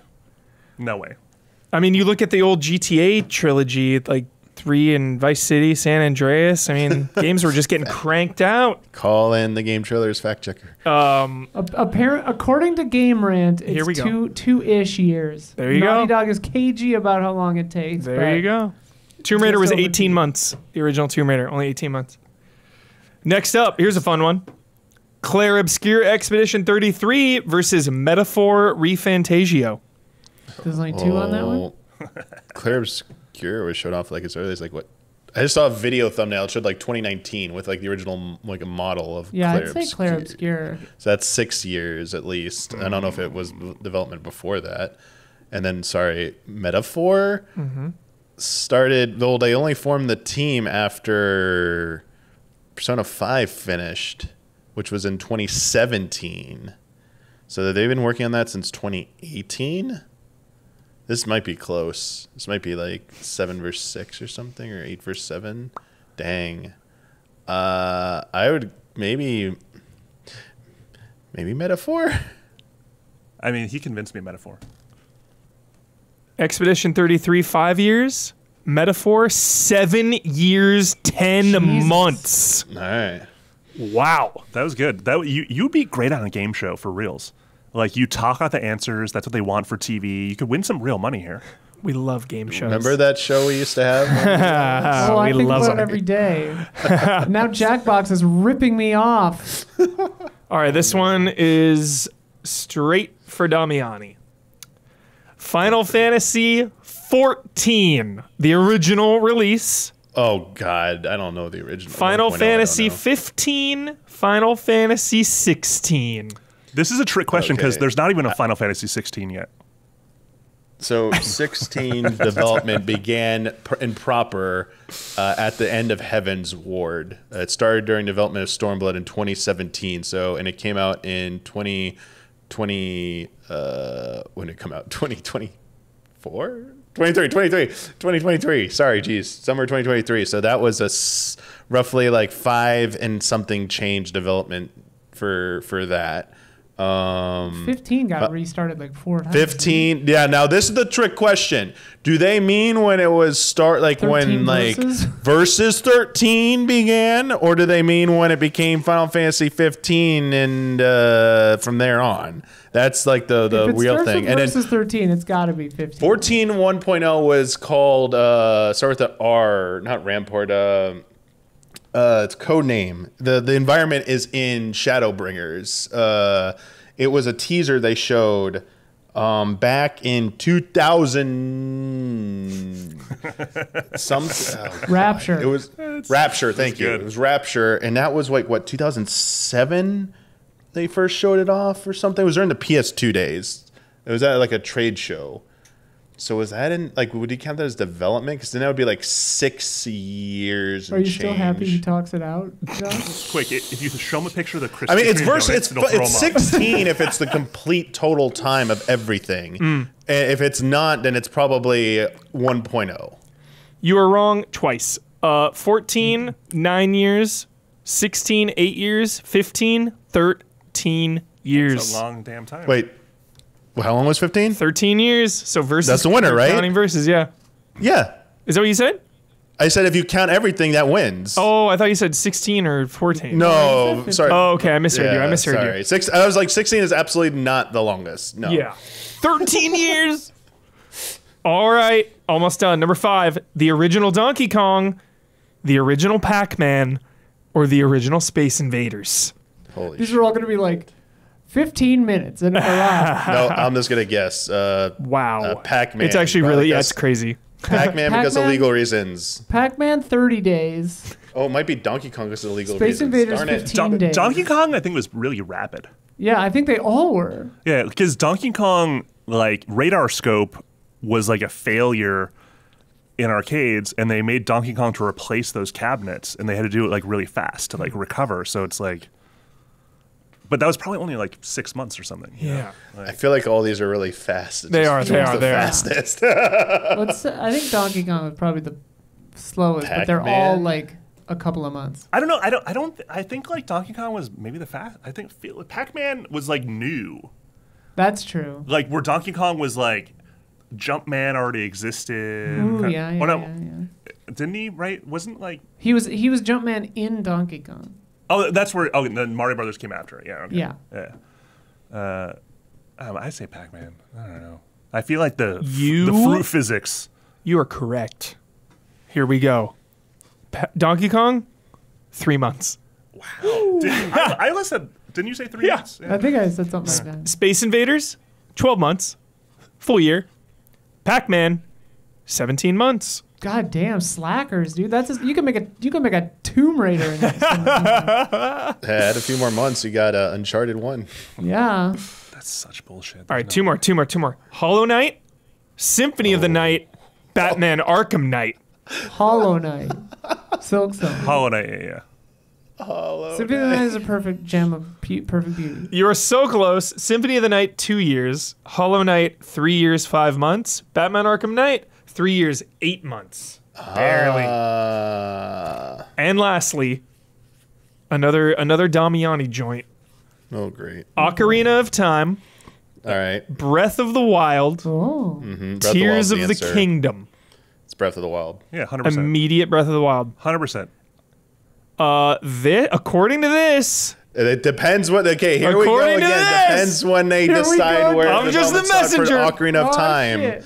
It depends when they claim Ocarina of Time began proper development because Ocarina of Time, Kingdom. Ocarina of Time, 4 years. Breath of the Wild, 5 years, 5 months. Tears of the Kingdom, 6 years, 2 months. Oh, Tears. Yeah, you're right. Sorry, You're right. Okay. I'm sorry. I keep. We need to go back to calling it Breath of the Wild 2, so I can We remember. accept your apology, Damiani. There was that much of a break between those games, Tears really? got a long Tears. time. 2017 to COVID. COVID held it Yeah. up a lot. Sorry, Yeah, COVID held up. stupid Tears COVID. of the Yeah. Kingdom. It really, my brain still thinks that like 2015 was 5 years ago. No, Tears of the Kingdom gets like a COVID handicap on development time, though. Like, it's still... It's the same. It's equal. It's tied with yeah. Breath of the Wild. Breath of the Wild wins as longest, because you can't count COVID. All right. Thank you for that game. It was so fun. By the way, before we get to this week's bets, Easy Allies patrons are getting 2 bonus love and respect questions at the end of the podcast. They're always so much fun. So if you want to get in on that extended cut, consider becoming a $5 patron at patreon.com/easyallies. You'll get the ad-free version of this podcast, and you'll get it 2 days early. You'll get into the official Discord where everybody hangs out, and you can submit questions to love and respect. So we need your questions. We need your support. Get in there. Do it. Let's get into this. It's my favorite. Like, Owen Wilson says that in Loki, and it's always in my head. I do like that. Let's I do get like that. into this. And if you really want to help us out, you can join one of our producer tiers. Our platinum producers get a shout out on this podcast each and every week. This month's shout outs go to Jabawabs and El Thanis. Shout out. And they each contributed $10,000 via Patreon. Yes. I mean, pretty Thank you. close. $10 billion. Now come join us on Patreon for those bonus questions. All right, it is time for bets. Bets. Time to bet. Boom, boom, boom. This week's bet TMNT. Who's your favorite turtle? Leonardo. Leonardo. Nice. You gotta ask It John used to be who the point Donatello. is. Nice. Hell yeah. Not TMNT Splintered Fate comes out on the 20th. This time next week, how many pizzas will we see on the @TMNT Twitter account? From now until then, any pizza in an image, any pizza from an emoji, any word that is related to pizza. They say, grab a slice of pizza pie. That counts. But calzones don't. Calzone does not technically count. It's a calzone, not a pizza. What about Totino's? Whoa, they're like mini Yeah. calzones though, more than a pizza. Yeah. Even though they're called pizza rolls, but the word pizza would then count. If things get crazy and it's close and it needs to be decided, we always will go to the council, of course. The patrons will tell us. The good news is Blood will be back, so we can make him deal with this. Exactly. What if they mention pizza but say it has no sauce on it? It's not really a pizza. Oh. Now that would be a council decision, yeah. If it was just a plain, yeah. Just a dry ass. Just some pepperoni. Just some dough and That's meat. just Like, focaccia. all right, before we reveal the bets, John, who would you like to give your point to in the event that you win the bet? Would you like me to go over the standings, or does that play no factor in your choice? You can go over standings, but I want to know also what their offer to me is for my point. Oh. Like, what's the bribe? What's the bribe? well, Don's not here. He's in the lead with 6. what in good conscience would you think that he would offer? Don? Yeah, what would he offer to me? Don would smugly be like, I don't need your bet because I'm right. double everybody Then else. he's not getting it. Yeah. Bloodworth not here as well. I don't think Bloodworth can offer anything at all. He's a nice man. He would play fair. Yeah. But who's bribing me? Is anybody bribing John? We talked about video game ethics earlier. I don't know. Yeah, this clearly is not him. unethical. But the other guy I'm I don't sitting know. next to, he's got no ethics. What do you want, Daddy? What do you want? I don't know, like a crisp hundy. Sure. Okay. How about at SGF, if I see you, I'll buy you a drink. All the drinks are free. And he paid for I will get you. It's a drink. cashless campus. I will go to the end of the campus and get a drink and deliver it back. That's a lot of legwork there. It is a lot of legwork, but there's bars everywhere, so you know True. you're not really selling it. Yeah. How about Isla? Thanks, John. Yeah. Isla has only 1 point more than Gabby and I, so that's nice. Yeah, we're near the bottom, so that's good. Good. All right. So this week's bet. Here we go. Damiani, arrogant child. How many pizzas? I'm gonna go with 9 pizzas. 9 pizzas. How many calzones? John, how I many don't have pizzas? the rights to calzones yet. Oh, lucky number 8. Lucky number 8. Yeah. Hard 8. It's my craps roll. Yeah, I got it right. Hard there. 8. Boom. Hard 8's good. Love the hard 8. Too small, bear. 8s. And 8s. Bloodworth does not get to vote. I'm going to say Woo! N-A. Isla the Whimsical Scum. Hi, I said 22. 22 That's a lot of pizzas. calzones. And over under 5 calzones, I'd say under. Dawn also not here. N-A. Gabby the Strange Valentine. 10, Huber. 10. Look at that. 8, 9, 8, 10. 9. This is this is gonna be a Wow. tough race. I don't even remember what I said. And then me, probably the like Fancy 4 Stars 7. member. Oh, 4. I've got the low. Yeah. I've got the low. Thank goodness. You have very little confidence in these turtles. I have little confidence in my betting this year, John. We've been doing this since January. Every week I have 1 point. What happens at the end, like when someone wins? I won last year and I got a sketchy token so I can like change someone's bet. And then everybody had to draw a game of my choosing. I did Streets of Rage, so they drew like Streets of Rage That's fun. art. So little friendly stuff. All right, last week's bet, Those bets are locked, by the way. Locked in. Last week's bet, Doom the Dark Ages came out today, I believe officially. It was like in early access there for a little bit. Last week, I asked how many kills would be on the Doom Twitter account between last week and now. This was a lot to count. Damiani said 3. Bloodworth said 9. Isla said 66. Dawn was out. Who the hell knows where Dawn is? Gabby said 60. I said 42.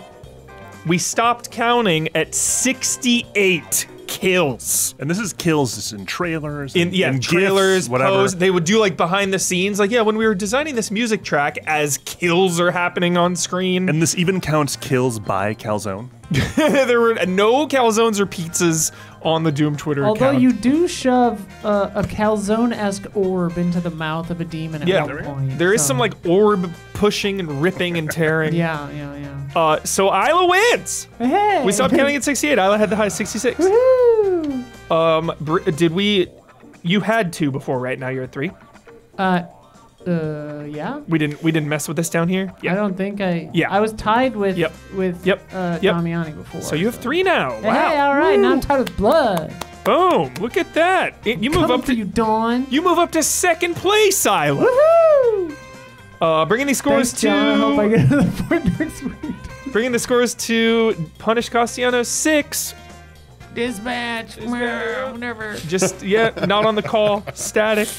And Isla Whimsical Scum with 3. I never made a sound.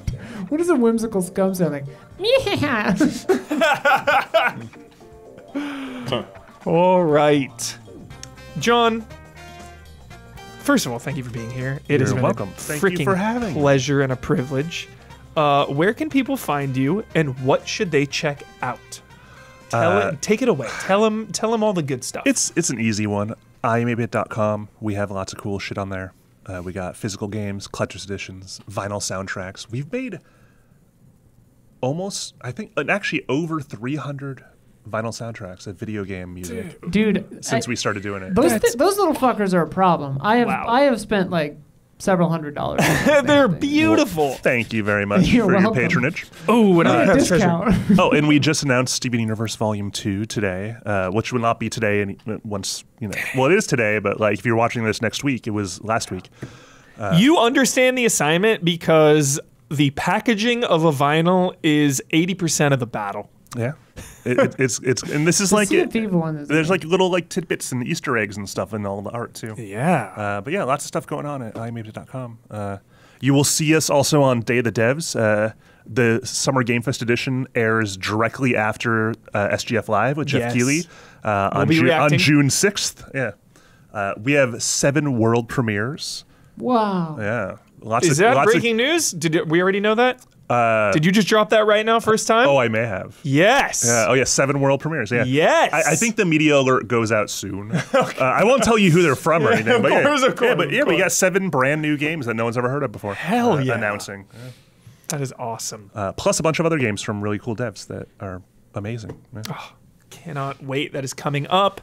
And because of that, also, the Easy Allies meetup for Summer Game Fest is happening Thursday, June 5th from 11 a.m. to 3 p.m. at Good People Coffee Co. on Santa Monica Boulevard. Go to patreon.com/Easy Allies for all the details. That's Thursday, June 5th, 11 a.m. at Good People Coffee Co. on Santa Monica Boulevard. Be there. What do you guys do? Do you all drink coffee together? Yeah. We're going to be all having our Switch 2s out. Hugging it out. Oh, We're going to be smacking each other in the mouth. That's That is the day. That's Yeah. the day. That's the day. Did everyone get a pre-order? Not me. Yet. Huber didn't. Yeah. I was very lucky with Walmart.com. Sick. I got one at Best Buy, and then last night I got my pre-registered interest Nintendo. So I got one Wait, for- Nintendo sent out Nice. notifications? I got mine. Yeah, check your emails, everybody. They've been rolling Oh through, my so I got They're some real only ones. good for a certain amount of time, though. Yeah, they you have a they certain time window out. after you get the email. It was 2 yeah. days, I think. Sick. So you were already able to order it through Yeah. that? Oh, Yeah. cool. That's Very lucky you. Well, I mean, they come on release day, they can't guarantee that, but they won't come before release day.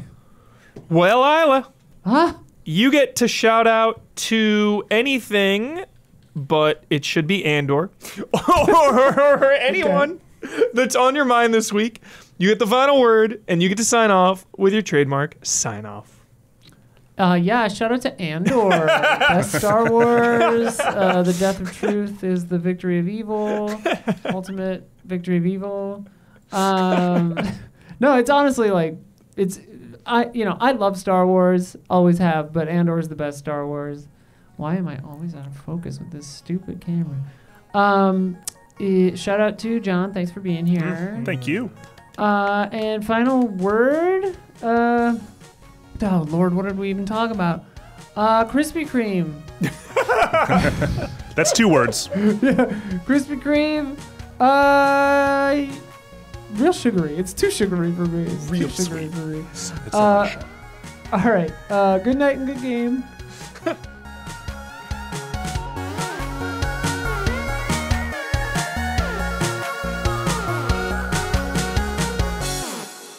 It's whatever day you want it to be. Yes.